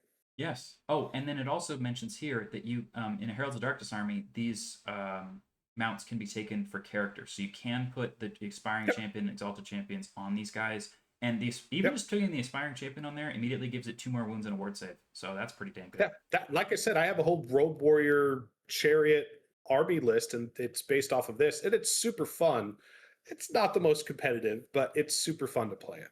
So all I'm trying to say is that we've seen changes in the edition that make the halberds better. Mark of Chaos Undivided is very good. The old days Yep. of every single chaos unit has to have Mark of Corn or it sucks are gone, because frenzy is a massive downside with very little benefit now. Um, so I think You're paying 30 more points effectively for 2 more attacks with your champions, but also more importantly, countercharge, which makes the chariot it makes it so much more of a threat for board control versus fast moving. Because again, it's not also versus just cavalry; it's also versus monsters. It's right. It just doesn't work versus infantry, but it's about those big heavy things facing off versus you. Countercharge is a big deal. yeah, I like this quite a lot. I think that this is a huge draw to try to play this army. And if you're not one of those really greedy Warriors of Chaos players who needs every unit to have its own customized mark of chaos to make it perfectly OP and balanced and whatever the heck, and if you're also not one of those people who desperately needs your entire army to have the same mark of chaos because of the theme, then I think Heralds of Darkness is quite juicy as a proposition. And like I already said, in a 2,000 point list, the extra core points is mostly just a regular chariot that's going to fill out most of those. So, yeah. Mhm. But here's all the reasons why somebody says all of those, all of those things are great, right? But I'm going to take this instead. And it's because the Giant Chaos Spawn, they mistyped how many points this is supposed to cost. If you look at the freaking. No, no, they did not. This is the baseline by which all other monsters should be judged, because Sure. all other monsters in the game should be this good at this points value, and they're not, which is sad. So which is why we don't see them. a lot of people are of the opinion or aware that people say monsters are too good. In the vast majority of cases, they're talking about when a character rides on a monster and gets A to give ridden monster. gets to give the monster several extra wounds, and the monster gets to have 2 or 3 other saves. They get to have a better armor save, a ward save, and a region save. Right. Almost every single monster that is not ridden by somebody has a 5-up or a 6-up armor save at best, and does not have a regen or ward, so it just has an armor. It just has toughness, and then it dies. And then When we say this is a monster edition, we're saying it's a hero riding monster edition. Sure. That's what we're referring to. Because the vast majority of monsters, there's actually a huge number of monsters in this game, and they just don't see the table very often because they're just not points. They're too expensive is the problem. It's not because they're not good. It's they're not good enough relative to the core stats and points costs of other units like cavalry or other things. This is the exception. This guy is points cost versus stats, 100% worth it. It's almost an auto include for every single list. So here's why. So we've got, first of all, it's a random mover, which is only good if the random movement is 3d6 and not 2d6, because 2d6 is incredibly slow. 3d6 can be suddenly ridiculously fast. We've got lots of funny stories of Mike rolling 17 inches on 2 different giant spawns and then making it halfway across the map in the same turn. Okay, one particular game that we had that happened was crazy. And you can't flee from a random mover. Exactly. And also it means a random mover can effectively charge things that it didn't see at the beginning of its turn. Because it can just roll its dice and then just wheel all around in a circle and hit something. If it rolls high enough, it is 3D fly 10 is the most powerful movement stat in the game. But 3d6 very random close movement is to the second one. Right, very close to that is 3d6 random movement, and there are pros and cons to both. Honestly, if I could take a Chaos Dragon with fly 10, which doesn't have fly 10, or I could take 3d6 random movement, I would take 3d6 random movement because it really messes up your opponent and they can't flee from it. Well, in particular, having multiple of these things, because multiple random movers, we get to roll it twice and on multiple units and just see which one rolls good is helps mitigate that. If you had if you had a big infantry unit that was 500 points and they had random movement 3d6, that would suck because that big block needs to make it to combat, but it doesn't have any guaranteed movement. It's when you have cheap, multiple duplicate overlapping random movers that you can just roll on them, and some of them roll good and the other ones don't, that becomes really, really powerful. That's perfectly fine. So what else does it have? It's low weapon skill, which I don't like. It's got strength 6, toughness 6, wound 6. So it's a dragon in terms of its regular kind of core stat line of strength, toughness, wounds. It doesn't have strength 7, but it's very good. Your chaos Warfire dragon has 6, right? So I mean, right. So we are kind of dragon tier. Profiles. Yeah, it is the heavy tier of monsters. Yes, heavy hitter. And we have D6 plus 1 attacks, so it's a random number of attacks. And here's the kicker: it's 145 points, not 245 points. So, yep. What was the Merworm? Yep. Was the Merworm 200 something? It was high enough that we're never going to put it on the table. Yeah, it's Um, so many, and this but is it so just has few. all the things you want. So it has the pure raw stats. Again, it has downsides. It's only weapon skill 3. Just generally not the big deal. It means he'll hit pretty much everything in the game on 4s, but the elite stuff would hit him on 3s, but that's okay. I mean, it's not perfect. That's why I said it's not like you don't see 2 in every chaos list, but you see him a lot. And D6+1 random attacks is not reliable. Good news, he's a behemoth, so he's going to get his stompy stomps, and most Which importantly, immediately he makes up has for any unreliability of your regular attacks is my stomps auto hit. So you've got this like right. built-in reliability. And what's the likelihood, Mike, that you roll a 1 on your number of attacks and also roll a 1 in your stomps? Very low. So you're probably gonna roll high on It one of those just two. doesn't happen a lot, right? And he's unbreakable. Anyway, let's just keep going through. Yeah. He's got all the stuff you want. So you So you also can get to take the pick the marks. marks that you get to buy, right? So you got the Khorne, Nurgle, Slaanesh, Tzeentch. You got those 4 options. The thing is, Tzeentch and Slaanesh basically have no reason to exist for this model for what they do. Because again, this doesn't give you the regular marks of Tzeentch. These are different things than normal. Yep. So Khorne gives you Killing Blow and Impact Hits, which is very good for doing damage. But hey, if you get shot to death before you make it across the table, you don't get to do any damage. So that's why people buy Nurgle, which gives you a regeneration save. 25 points for a regeneration save of 5 plus would be very, very good on Chaos Giant or a Necrosphinx or whatever, a thing that was already good. This monster was only 145 points to start with. Like, god damn, Well, you that is can give a so. Chaos Giant a regen save. Unfortunately, it's a 6-up, not a Yes. 5-up. And I'm assuming That's it's. the Yeah. That's I mean, just again, math for performing. We're not going to go over it again, but basically, 6-up regen save. It's cute, but it's not reliable. 5-up save, that's legitimate. It comes into play all the time. The delta of going from a 6-up to a 5-up on the mathematical chart is a big deal. Yeah, and this thing is unbreakable, so it can just random move into crap and then just be like, "Cool, I lost combat. I'll back up and still be in your way, where you still have to try to deal with me." Yep, and it has first charge, and Yeah. it's immune to psychology.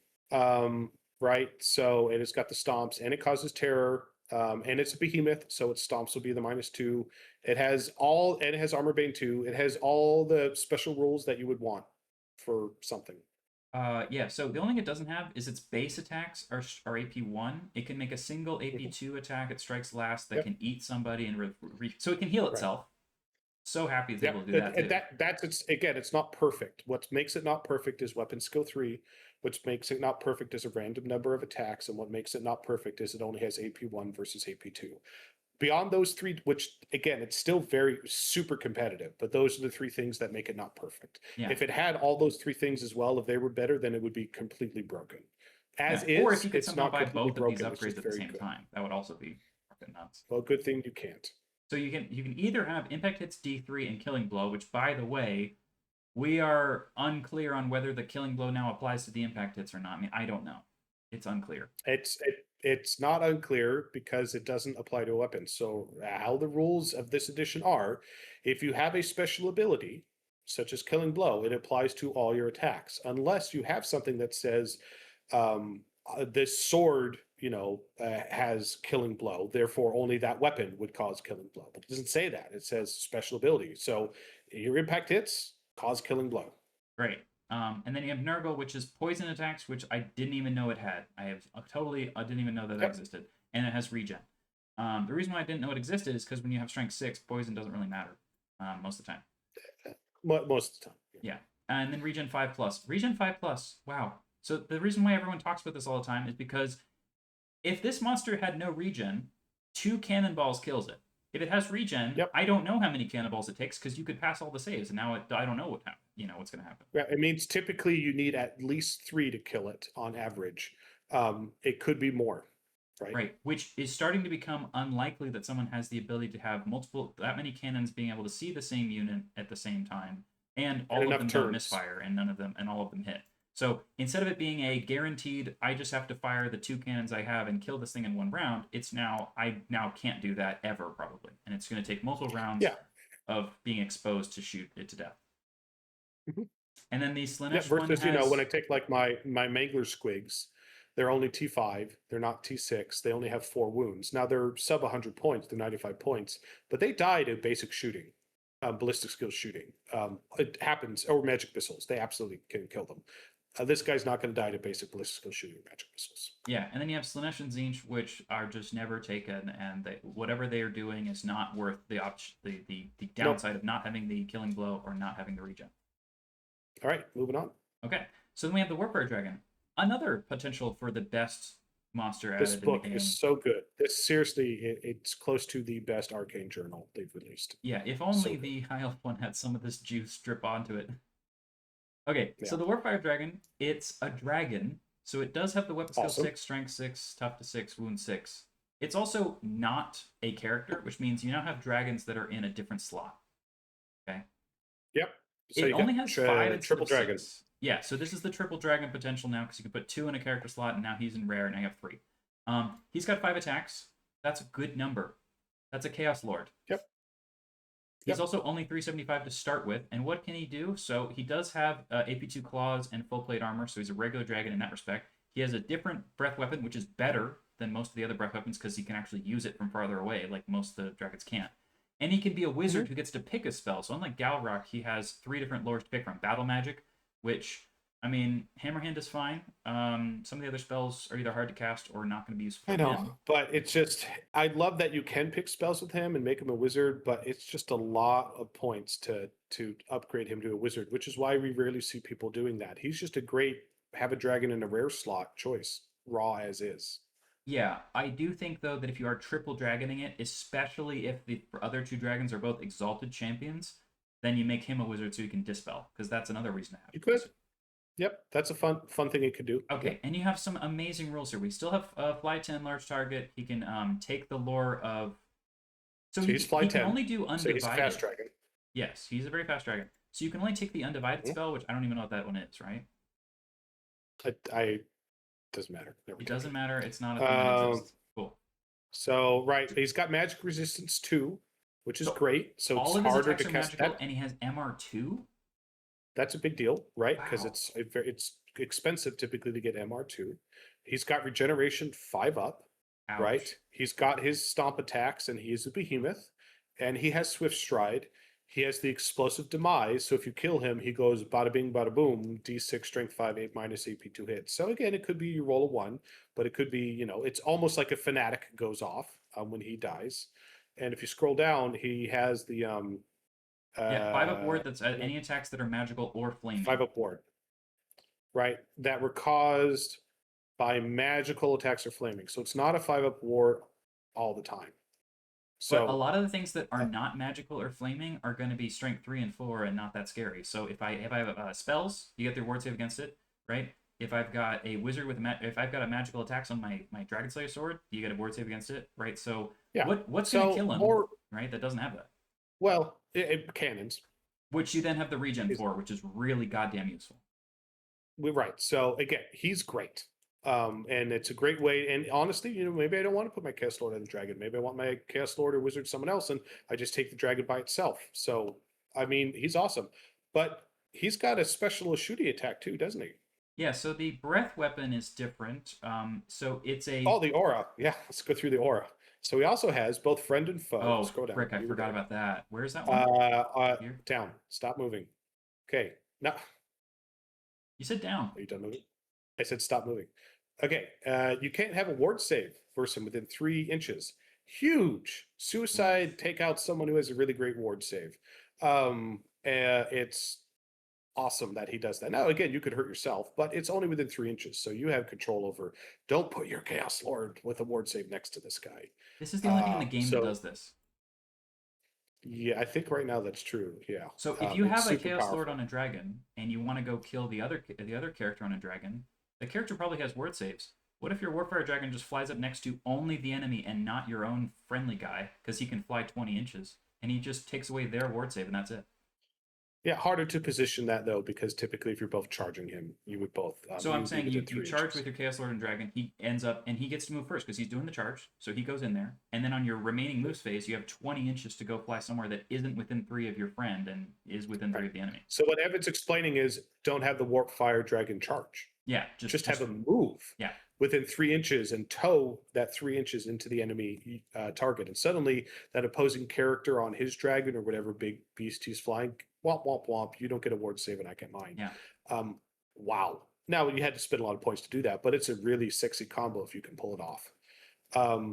And he's got Wicked Claws, who's got Dragon Attacks, so he's AP -2. It's everything you want from the Dragon Attack. And he's got a cool Warfire Blast. So guess what? There's more. He could shoot a Stone Thrower. Yeah, so he's also a better Hell Cannon. Well, that's not hard to beat. But the point is, he shoots like a Stone Thrower. It's got Bombardment. The only downside is it's cumbersome. Right, but it's D3+1, multiple wounds. Now the thing about but otherwise it's just basically a Stone Thrower, right? It's got the normally strength 4 So -1 you under the can still hole, move and strength 8 shoot. You -3. just can't stand and shoot with a catapult. Oh no, how are you going to do that anyway? Right? You can Yeah, still but you fly can't 10 march inches and and then shoot this. Yep, but you could exactly right. So this guy's awesome, and the model they released for him, the old Forge World model, is really cool. Yeah, and just think about how good you have to be a choice some people want to take instead of the best monster in the game, which is the giant spawn. You can either have 2 giant spawns of chaos in rare or this guy, and these are so good that some people actually pick one or the other. Like both of those are valid as options. They are. It really is a tough call, and that's how it should be. Is like the great options, and you're choosing. I typically default to the 2 giant chaos spawns, but the Warpfire Dragon is really awesome too. Okay. As far as the new items go, I don't know if a lot of these matter as much. We have some weapons here. I don't think that Warriors of Chaos generally need a lot of the magic weapons. In fact, the Obsidian Dreadglaive is only Heralds of Darkness, so you're already kind of rarely going to have that So happen. therefore, we never see it. Yep.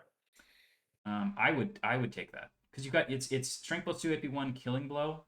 That's fun. Yeah. It's also a glaive, which is one of my favorite first. weapon types in the games. That is just I have a type of a glaive type thing. The Dark Dagger, yep, 35 points. AP -2 is good for wounds. So the casting. So again, the interesting combo that I typically see this with is on Demon Prince.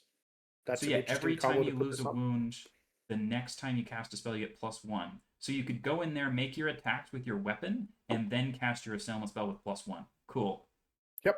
Okay. It's pretty cool. It's but Aura could take an Ether Blade, so it's like we just don't see it a lot. Yeah.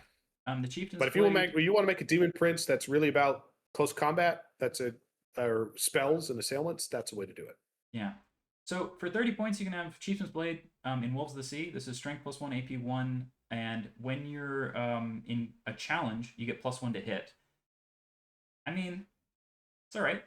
Too contextual for 30 points. I do. Does this count for the whole before the game challenge if you give this to a Warriors of Chaos? That's a challenge, but it's 30 points. Yeah. Guess what? You can't give a champion something that's more than 25 points. For the regular Warriors of Chaos champion, can they have 30? I think they can have 50. I think a regular Warriors of Chaos. So you have to take a unit of Warriors of Chaos in special, but if you did, you could have. Right, but not a Marauder guy. Yeah. And you can have a nice little whippy whip thing. The Taskmaster Scourge is extra tracks 1, AP1, and then it does some special rule. So, yeah, you have to take a leadership test, get the test pass. The character and the unit they have joined get +D3 to their movement. So, nope. Warriors of Chaos champion is limited to 25 points. Oh, ouch. Okay. That's why they made it 30. So if you want to do that cool trick, can't. Okay, because that would be really useful for that thing if you could do it. It would be. That's why they made it 30 points. Gross. Because they didn't want you to do it. So the Taskmaster Scourge, on the other hand, I actually see people take this. And the reason why is because if you have a big infantry bunker that you actually want to have any ability to charge ever, you can start stacking a lot of abilities to make a longer charge move. Starting with, you take this leadership test. If you pass, you get D3 extra movement value, which counts for charging, right? Mm-hmm. And there's also the Chaos Cult you can join that lets you have extra movement or charge range or something. So you can start stacking a lot of charge range, and then suddenly you have this big infantry bunker, and they can get pretty goddamn far across the table in one go. Yep. Okay. Demonic Plate Mail is pretty neat, especially on a Demon Prince. So infantry cavalry only, but it gets full plate and gets you +1 toughness and initiative. If you have a Demon Prince who actually want to be in combat, I think that's quite good. Better armor save and make them toughness 6. I like that. It's awesome. And it's full plate. And do you lose your demonic save at that point? No. No. Because Chaos Armor is not a equipment option anymore. It's just a ward save you get to have all the time. Oh. Is it really? So in all the previous editions of the game, Chaos Armor was like a piece of equipment you were wearing that gave you a 4-up armor save and a 5-up ward save or whatever, and that was your Chaos Armor. And if you bought different armor, it would take that away. That's not how it works anymore. Now it's just you have a ward save and whatever. You could buy other stuff. Yep, I'm just verifying that right Sure. now. I think you're right, but it's under special rules. It's not. It doesn't say it's under that. So Yeah, it used to be like your actual like equipment you were wearing was gave you the ward save. So if you bought other armor, you wouldn't have it anymore, which was kind of a bummer. yeah, it's not tied to the actual armor you're wearing. That's just the ward save they just get. It's just and really it's rare applied. for Warriors of Chaos characters to actually buy armor. They don't usually do that. So yeah, the demonic plate mail on a demon prince, that's a great combo. Yeah, I don't see it very much because I think most of the time the Demon Prince is just a big wizard guy. He's not like a The combat problem is demon princes are unstable and they just poof. That's why we don't see demon princes very much. guy. Okay. Beyond that, they're super awesome. Yeah, if the Demon Prince had 5 wounds instead of 4, or if he didn't have unstable, he would be just like a Doom Bull. He'd be freaking everywhere. Yes. He shouldn't have unstable because he's not unstable. He should be a human demon prince. Yeah. Anyway, that's my rant. Let's move on. Okay, so the Mighty Serpent Scale Mail, I mean, it's only for Wolves of the Sea, it's only a heavy armor, and it gives you strike first, but for 40 points, that's way too much. And it's heavy armor. So and then we have some stuff that shows up all the time. Talisman of the Carrion Crow gives you a regen 5+ and poison attacks. The poison attacks probably doesn't matter, but the 5-up regen save, again, it is 45 points. People still take this because I totally Sea Rebirth take for this 20 on. points is ridiculous how cheap it is, and this is perfectly fine. You put this on your exalted champion that's riding a chaos dragon, and now he has regeneration and poison. It's awesome. Yeah, I think my definitely going on the list of things that have to be in second edition is some way to lower regen. Whether it's, I don't think flaming removing regen all the time makes sense, but maybe flaming give you like -1 to your regen save would be great because there's so much regen, and the guys that have it are broken how good they are, and guys that don't have it suck. So let's have that fixed. Again, that previous edition's flaming attack got rid of it, and then this edition, yeah, they made a mistake. They need to address the flaming attack regen rock paper scissors, which is broken. It's broken in this edition. They need to address it in the next edition. So the bearer of the talisman, the soaring eagle, has MR2, and they have a 5-up word save that they probably don't need because they already have chaos armor most likely. Yep. So yeah. It's 5 points less than 2 obsidian lodestones. So the banners are quite good because you've got one banner that for 50 points give you MR3. I have seen this before on Chaos Knights who desperately don't want to get Vile Tided to death. That is possible. That is a great anti-Vile Tide banner. And that's doesn't help you versus vortexes. But right now, one of the biggest meta threats in the game, because it's always changing, is Vile Tide spam. Yeah. This really shuts it down hard. Because Vile Tide's a 9+ now, that would make it you'd have to roll like you would get a 12 because you get -3, and they usually get +3 or 4 to cast, so taking 3 away would be quite good. It's really you just. The point is, like, if you take this on a brick of like 10 of them, you're going to be very hard, even with casting 4 Vile Tides. Maybe you get one offers that unit, and the point is, one's not going to cripple the unit, and then they're charging you, and now you're stuck in combat. So having Vanguard on a unit of cavalry would be very good, but then they FAQ'd Vanguard to mean you can't charge the first round. So Heralds of Darkness, another reason to not play them is to not buy this banner that gives you Vanguard that you then can't charge with. So womp womp. Moving on. The Sea Raider's Crest is another banner that gives a unit fear. So, okay. Cool. Let's move on. And then you've got the Icon of Darkness, which is -1 to hit in shooting phase. We do have a lot of other ones that do this, but this one's a little bit cheaper, I think. So, hey, for 20 points, I think this it's 25 is absolutely for the one that everyone can have. Yep, but again, that's another thing to strongly consider putting it on your elite infantry or your cavalry unit for 20 points. Yeah, that's a good banner. I think that Leo, who I'm going to reference, is the guy who makes the meta Warriors of Chaos list. If you're going to have a big bunker of infantry, like let's say Chaos Warriors or Marauders or something, and have all these wizards stuck in this bunker, you need to have a Demonology Wizard as one of them, and you need to have -1 to hit by shooting as some kind of a ability, whether it's the BSB, or the banner, or an item. You need to have -1 to hit with shooting, and you need to have magic resistance. So it's like, if you don't have any of those things, you either get shot to death, or you get you're too slow, or you get the Vile Tide spam. So you have to have that, all those things to stay alive. And it kind of is a bummer that you have to put 300 points of upgrades into a 300-point unit just to keep them alive. But that is kind of how it works. That's a choice. Yeah. So we have enchanted items. God, whenever it says instead of attacking normally, I immediately just go, okay, I'm going to skip. Because instead of attacking normally, you can do a single strength 8 hit to everyone in base contact and they have killing blow. Cool. My Chaos Lord has 5 attacks. I'm going to do that instead. I'm not going to take this. Terrible. Like, who is taking that? Nobody. Rod of the Damned is you get to cast the Summoning with power level 2. I don't know whether this one's FAQ'd or not, but hey, another Ruby Ring of Ruin. And you get to take this in addition to all those other crap. In fact, the whole wizard bunker I'm talking about, this is an item that shows up all the time. You got a bunker with guys who have the summoning as their base spell, or they have blue flame, and they also have this item, and another guy has Ruby Ring of Ruin. So now you've got like 7 magic missiles coming from wizard bunker. Ouch. Mm-hmm. Demon Forge Barding. This is a cavalry. Oh, good. It's a cavalry unit in Heralds of Darkness, so it's going to have to be a Chaos Lord on a horse, probably. And when they charge, their mount has +1 attack for 35 points. Okay, whatever. Not worth it. Ooh, No. I get 5 more strength for attacks with no AP. Not worth 35 points. Yeah, Heralds of Darkness, swing and a miss. We have Scepter of Power, so you get +1 to the caster dispel rolls. Wow. But if you roll any natural double, you suffer a strength 10 hit. Never Hard mind. pass. Yeah, because rolling a double is very common. Rolling double 1 is not very common. So when one of those things is bad, it's okay. When the other one's bad, it's not okay.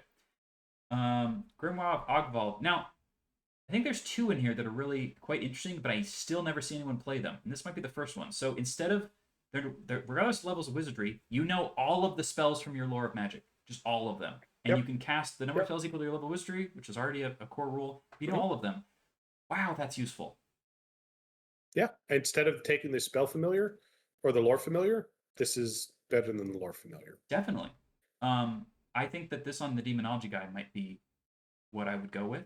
Because again, I need Seed of Shadows. That has to happen. But might as well just have the option to cast whatever the hell else I want, right? Okay. Yeah, then, but it's also, the thing is, all 7 spells from your chosen lore, including the signature spell. Did they FAQ this? Because you still want, with Chaos, you want to take the Chaos God signature spells, not the lore. Sure, but you know what? You know what spell is almost as good as Blue Flame? The Summoning. It depends on, again, what your build is. Like with my Nurgle list, I want the Nurgle signature spell. You know what the Nurgle signature spell is? It's the +1 toughness one. +1 toughness. Yeah. So, by the way, I think there's a perfectly valid way, Mike, where you could have a big brick of Marauders or Warriors or whatever that are Nurgle or toughness 5 or whatever, and you put all the wizards in there, and you still take Grimoire of Ogvald on your Demonology guide because you have to have Steed. If you don't have Steed of Shadows, your unit will just never go anywhere. So you need that. Yeah, you're not and wrong. then, hey, you know what else you have? Is Demonic Vessel and all that crap. So. Or you just spend 15 points for the spell familiar, and it's a 1 in 6 chance, and you hope you don't roll the 1. That's true. So you have very much spoiled for choices with all the stuff. The Tome of the Dark Gods. So this is Undivided only, and it's when you generate spells, you can discard any number of them to pick any number of the Lore of Chaos spells. That's pretty damn cool. I mean, if I don't know how many of the Lore of Chaos spells you want, but you can pick multiple of them. Just neat. Yeah, I guess you can't swap out for your signature spell with Grimoire of Ogwald by default because you didn't randomly roll for spells, and it's only when you randomly roll for spells can you. Yeah, no, you definitely don't get to have Blue Flame if you take this. Or you get to have the Nurgle spell. Yeah, what I will say, Mike, though, is you could put this on your level 2, who can either cast his Seed of Shadows and whatever if he needs it, or he has all of the options to then do Demonic Vessel and stuff like that when you're going to, because you're not going to cast those in the same turn. It's one or the other. Yeah, you're right. It just depends on how many wizards you have, right? And my unit only has 1. Right. If you have multiple wizards and one of them needs to be Demonology, you can either take Spell Familiar on a level 4 Demonology wizard, who then has a 1 in 6 chance of not getting the spell you need, or you put this on your level 2, who now can just do 2 of whatever spells from this lore, like a little, jack of all trades guy, which is pretty good, I think. Yep.